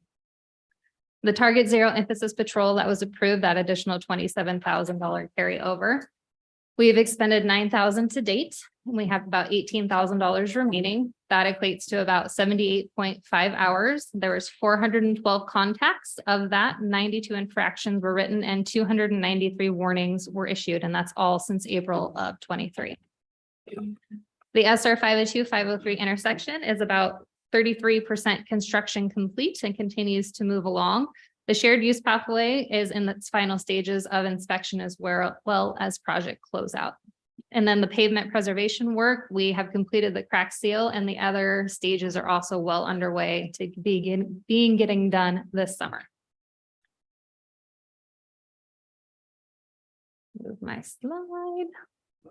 So looking at some more details of the general fund revenue, we are at about 51.9% overall budget to actual for revenues collected to date, which is within the target of 50% of the budget. Looking at our taxes by type, utility, property tax, and sales tax. This used to be a three-legged stool where it was all equally split. Property tax is at 55%. As the year progresses, sales tax will take up the majority and become a larger portion of that pie. And then utility tax will be the smallest portion. So to date, we've collected $1.3 million in utility tax. And then as we talked about, in total, 1.8 million in sales tax. That includes the criminal justice portion as well as the public safety tax. And then property tax, we booked that at the beginning of the year based on our levy rate at 3.9 million. And then looking at our sales tax in more detail. So we budgeted 5.1 million and we have collected, like we said, 1.7 million based on the 2-month lag in 23. If we look at what we've received January through now, we've received 2.7 million. This is trying to get to the bottom of my slide. You can read what the total gross sales, well, there it goes. Okay.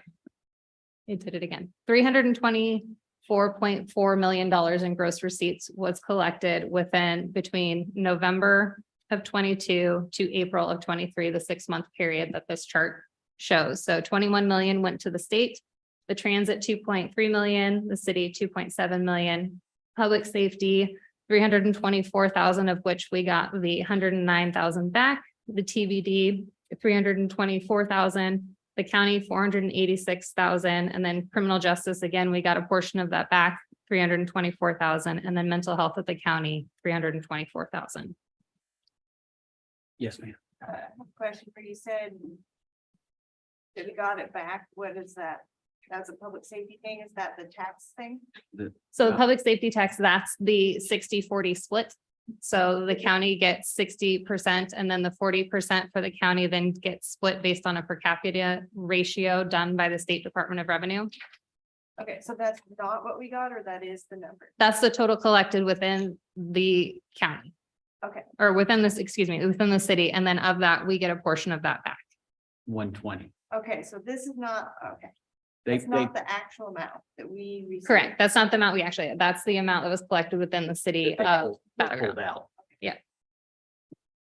I do always want to point out what a little community of 23,000 roughly 6 months produced in sales, $325 million. And then also point out that the state collected 21 million of that. So just to make sure we get that out there. People, for whatever reason, think a good portion of that sales tax stays in the city when less than 10% does. Thank you. You're welcome. So then looking at the different industries that are bringing in that sales tax, looking at retail trade in 23 compared to 22 year to date, about 700,000 comes from retail, 360,000 this year from construction compared to 280,000 last year.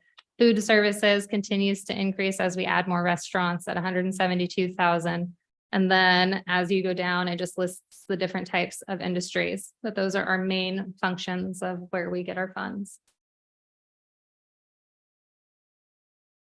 And then moving on to expenditures. So general fund budget to actual, we're at 37.7% of budget to actual thus far in the year. there is any questions on this split? And we'll get to the department. It's a little bit easier to see. So looking at the overall department, all departments are within the 50% target that we try to get to at the end of June, except for executive, which again, we've talked about it the first quarter. We pay our WCIA insurance bill at the beginning of the year in Q1. So they're always going to be a little bit higher than everybody else, but they are on target with all of their other line items.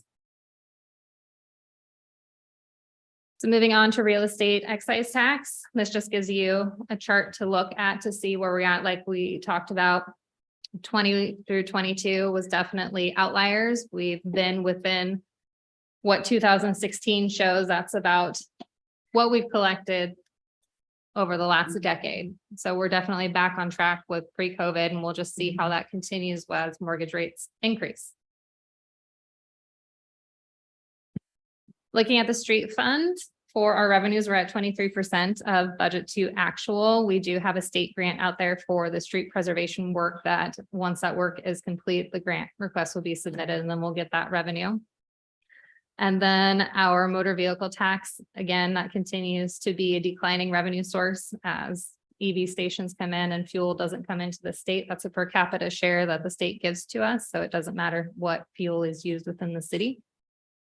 And then looking at our expenditures for the street fund, we are at 12.9% overall. But if you take out the capital as well as the preservation work, that repair and maintenance, we're at 25.5%. A lot of that has to do with the seasonals that just came on board that are doing the street preservation work as well as the beautification. So this will increase over the next quarter. Looking. I'm sorry, when we go back to the seasonals, who's in charge? Mark's in charge of those folks? That would be Todd that is in charge of those folks that are within streets. Yeah, so it breaks down based on the lead. We give them to the leads. So Todd and Dawn take the lead based on which division, and then the lead guys are kind of doing the day-to-day. So And- it's a lot of operations. When is their last day? They're kind of staggered depending on start time. So they have so many hours they can work. So depending on when they were hired, we could stagger that timeline because once they meet a certain hour threshold, then they're done. So we didn't hire them all at the same time. So they'll kind of stagger out into the fall. End of the month? Yeah. Okay. Yes. So I just had kind of a comment. I heard the other day that we actually hired people this year and that, yeah, I want you to share. Yes, we were able to fill our seasonal spots this year. So HR did an amazing job at recruitment. So Perfect. Thank you. And I will note that transfer to the capital fund is our concurrency mitigation for some projects that we are doing both at Eaton and Grace that we've collected funds from developers for. That will be, they're housed in the street fund and then they'll get transferred into the capital fund as those expenditures occur. So for the Parks Fund, we're at 39.8% for budget to actual for revenues. I will say that the community center revenue is already exceeded the budget for what we projected, and the staff down there is doing a great job in getting the rentals in and filled. Our senior center revenue also has exceeded our budget to actual. We've had a lot of senior rentals, and that's fantastic. And a large part of that has to do with the senior reimbursement program and allowing folks to utilize that program to hold events for their senior activities. And then for our expenditures, we're at 26.4% of budget to actual. And again, a lot of that has to do with some work that will be done over the summer. Are there any questions about the Parks Fund before I move on? Okay. So looking at our storm fund, we are at 41.5% of budget to actual. Our drainage services line item, as far as our rates that we've collected, we're just above 50%, which is great. It has to do with some growth that has happened. And then for our expenditures, we're at 30.7% overall. If we just look at operating without the capital outlay, we're at 37.2%. There's some plans in there in the services that have not been completed yet, which is why it's a little bit below the 50%. Are there any questions about storm before we move on? Okay. Looking at our water fund, we are at 33.9% of budget to actual. It is below that 50% mark due to the fact that this is where some of our ARPA funds is coming from. That's why the transfers in from the general fund is 1.6 million. We have the reservoir as well as the wells. And so as those expenditures occur, we will transfer funds into here. And then looking at our water services, it's at 42.5%, and that has to do with summer usage as we get more water used. The hot season has begun, and so this will increase over the next quarter. And looking at our expenditures, we're at 32.3% overall, and then just for operating without the capital outlay, we're at 44.3%.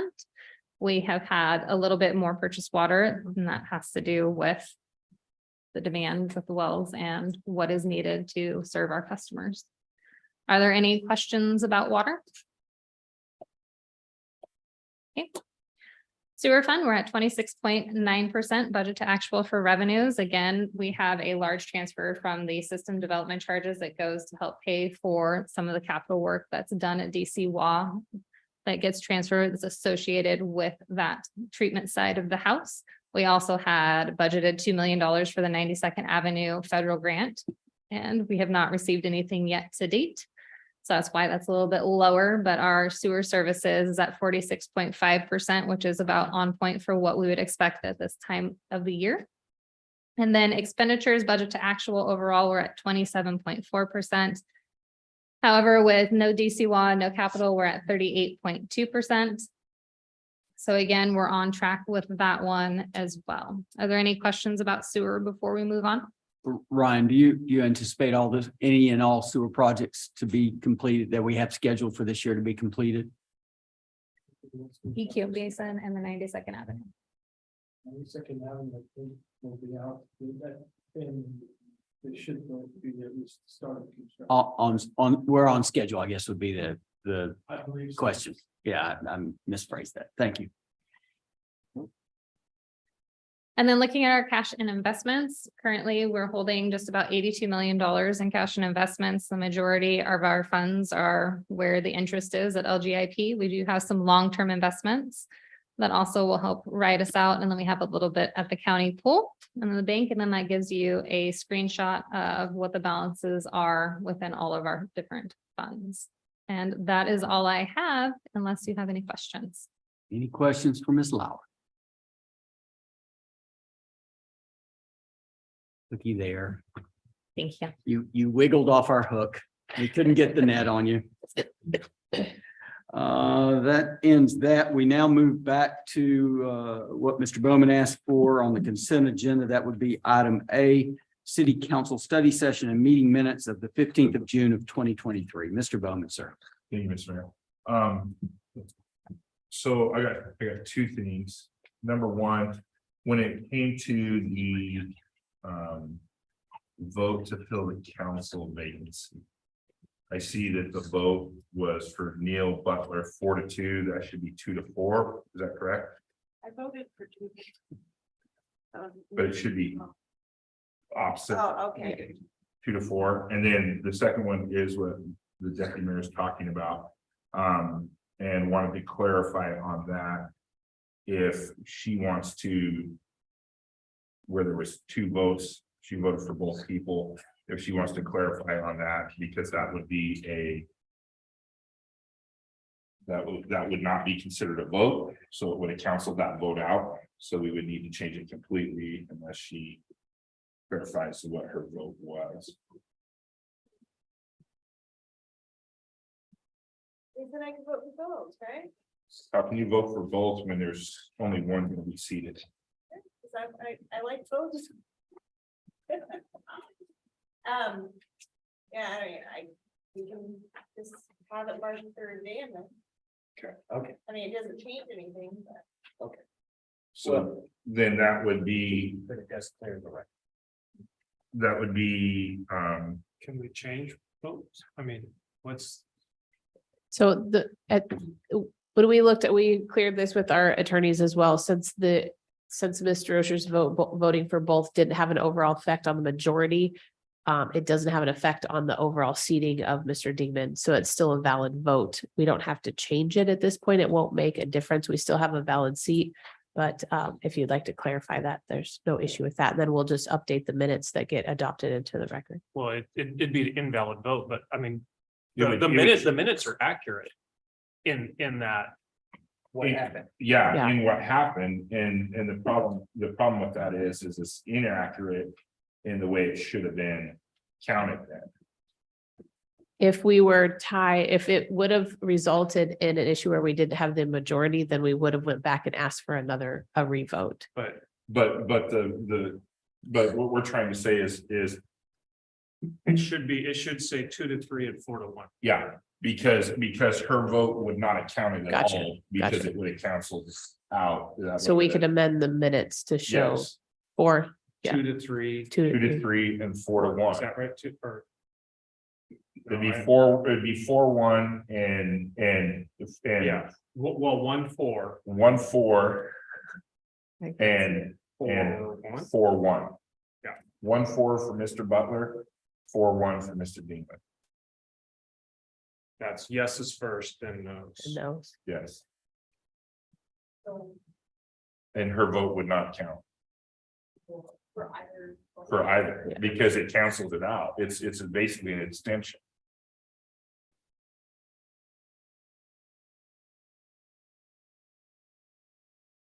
I mean, if you think of it as, like, if you set a ballot in and you mark both people on the ballot in that race, that ballot would be thrown out. Nullified, yeah. It would be an overvote. Ms. Cameron, does that square the record? Because we Yeah. certainly want the. Yeah, record so to- we could just amend the minutes to,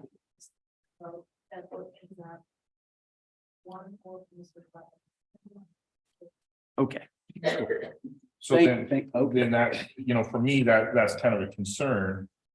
Either in the process, and if we need to look at the process, then we need to look at the governance manual again and change the process. Because our job is to cast votes. Our job is to sit up here and make decisions. And our job isn't to be abstain from votes because we don't want to take that vote. We have to do hard things. And so if that's the case, and I don't know if that was the case or if it was confusing in how the vote went down. And if that's the case, then we need to look at that through the governance manual. But I want to make sure that we know that our job is to cast votes and to do our homework and cast votes and I did cast votes. yeah, you didn't. Well, I did too, so I did, but. If it didn't count, it's not a vote. Okay, but my intent was to vote. So I wasn't clear. I asked, I said, can I vote for both? And yeah, I didn't realize that there wasn't another step, I guess. But this is the same problem we ran into before is when we had a council appointment before is the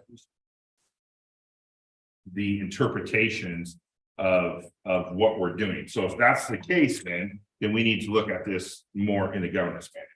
Because we're like, I don't know anywhere where people would think it's okay to vote for two people when you're trying to decide the one person, because we could have all voted for two and it would have been the same vote. It'd have been 5-1 or 6-0 for both of them. And then somebody has to vote, you have to vote for one.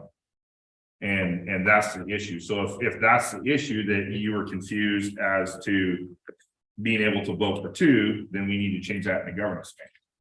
So we'll call a meeting of the governance committee and take a moment and look at that. The whole thing was confusing, just about who we want to bring forward as an applicant, all of that Okay. is all very. Then that should be a governance manual thing. Then we'll call together the committee and sort through that.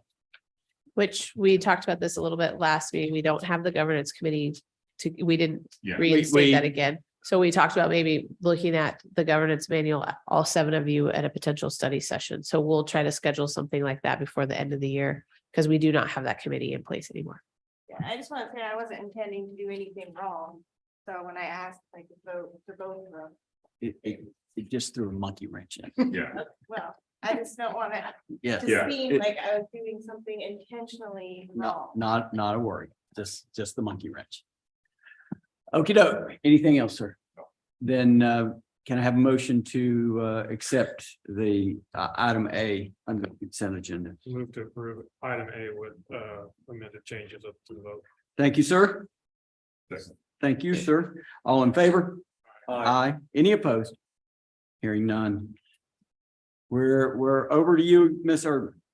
Thank you, Mayor Johnson. I just have one administrative report for the evening. As you all are aware, recruiting, especially at higher level positions, has kind of become a challenge in today's market. We've kind of struggled for some of those higher level with, for example, associate civil engineer.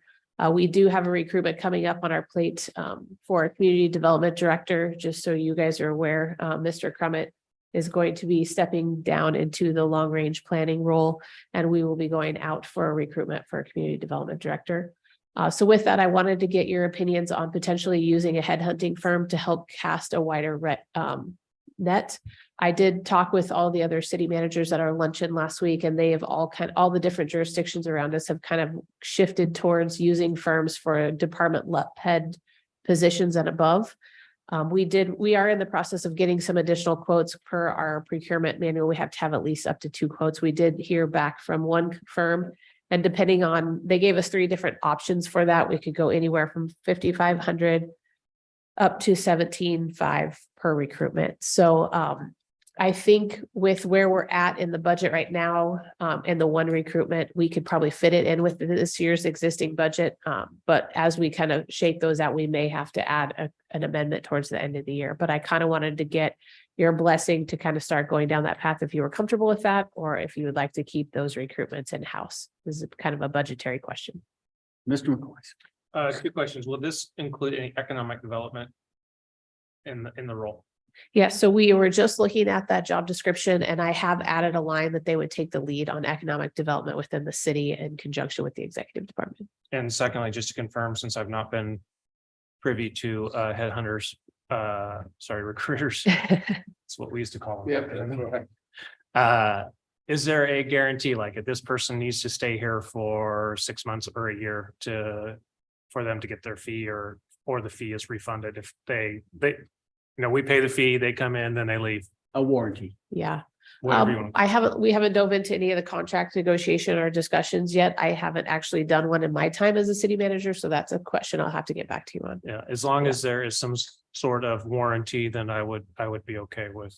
I think in the past, we checked into this when Mr. Williams left, and I think there usually is. It's like a year or something like that, that they'll do a free, another round if it doesn't work, that type of thing. Yeah, they go back out again.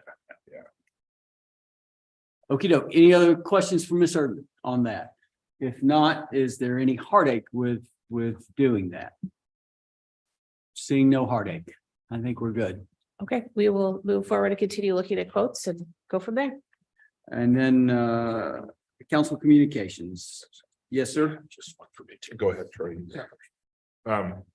So I just want to echo what Mr. Insinga said. I know I've had a lot of meetings with city staff over the last while here, a couple months, over harvest days, and the support that we got from the city, from everybody. I mean, from city manager to the deputy city manager to chief to lieutenant and Todd and Wade and his group.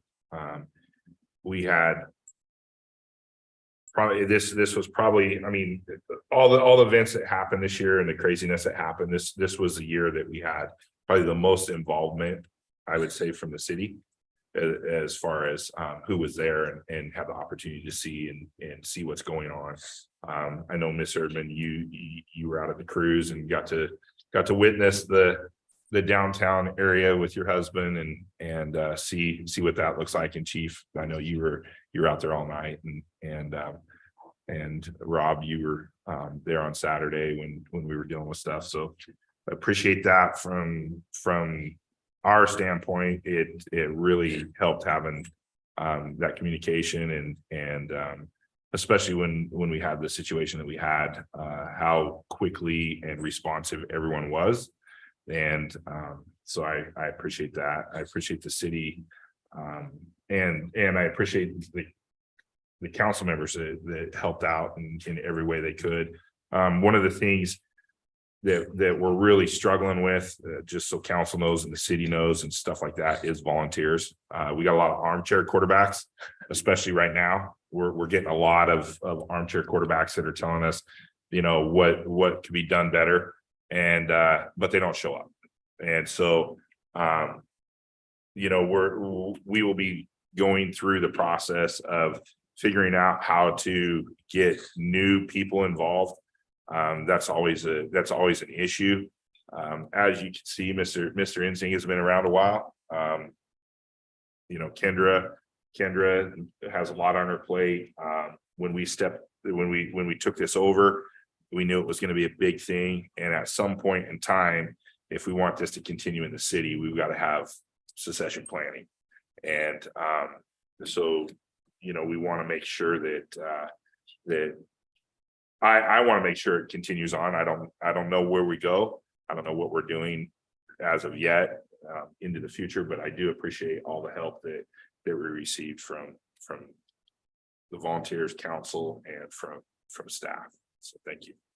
Yes, sir. Mr. McCoy, sir. That was pretty much what I was gonna say, but I did want to add on that I haven't helped as much or as long as a lot of people, but I do know that between the roles of what the police did and what Shane, Kendra, and John did, I might be in jail if I had to do that role more often. I don't know if it was the heat.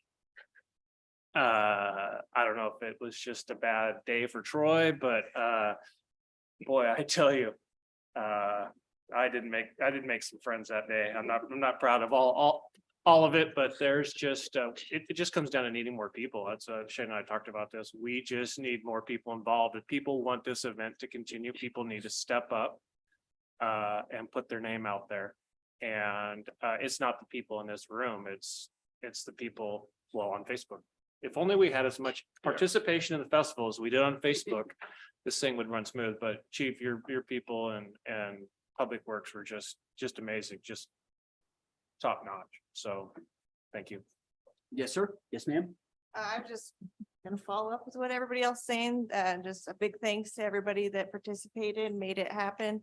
To Trisha for getting all the candy and covering the parade stuff for us, paying the fee and everything. And then Public Works. Big shout out to the police and Fire District 3 on their response to the incident. I was very impressed how quickly the fire district got there and how quickly the police got there and just how seamlessly they handled the scene. I mean, they closed everything off real quickly, got people out of there, and I was just really impressed. So I'm glad that you guys were there and able to help with that situation so quickly, and thank you. Yes, ma'am. Just a couple of things just to put on the public record. Is Grace back open? Grace is open. It is still in construction mode, but it is open for through traffic. Okay. Go ahead. Who mows that?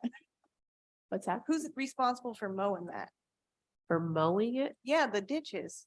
Is that the city? Yes. Okay, because it's really tall.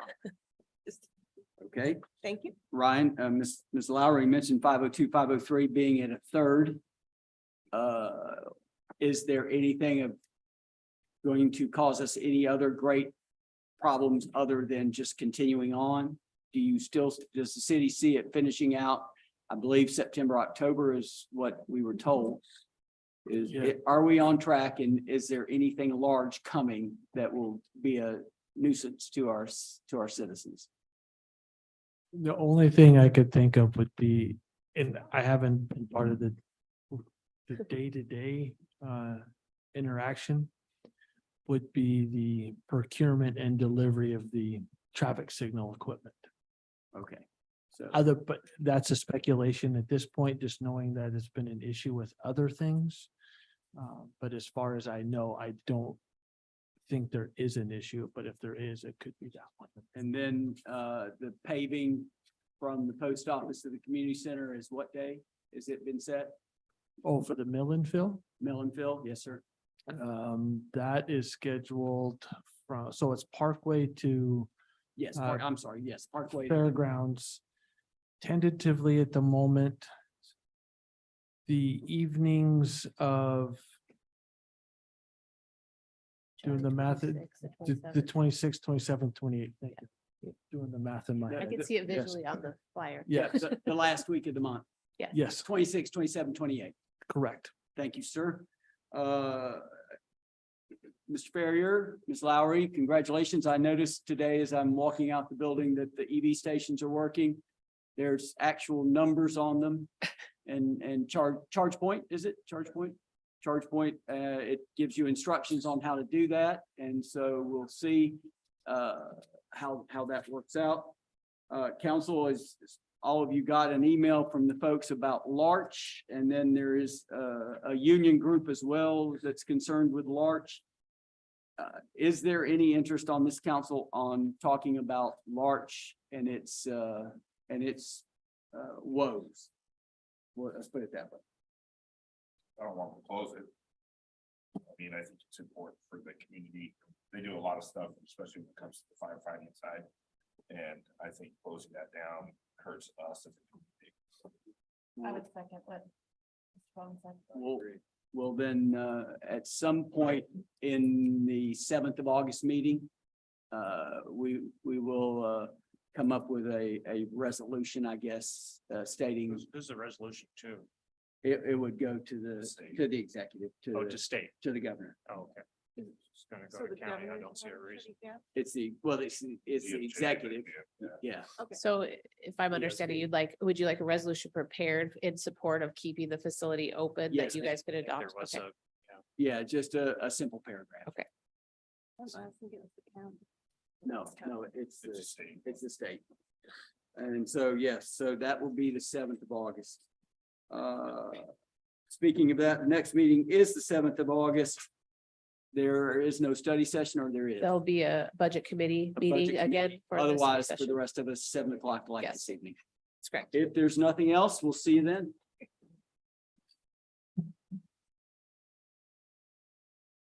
Put my phone back on. Or it'll be tomorrow afternoon. Why is nobody calling? Yeah, It's not making search running out. there we go. There's that.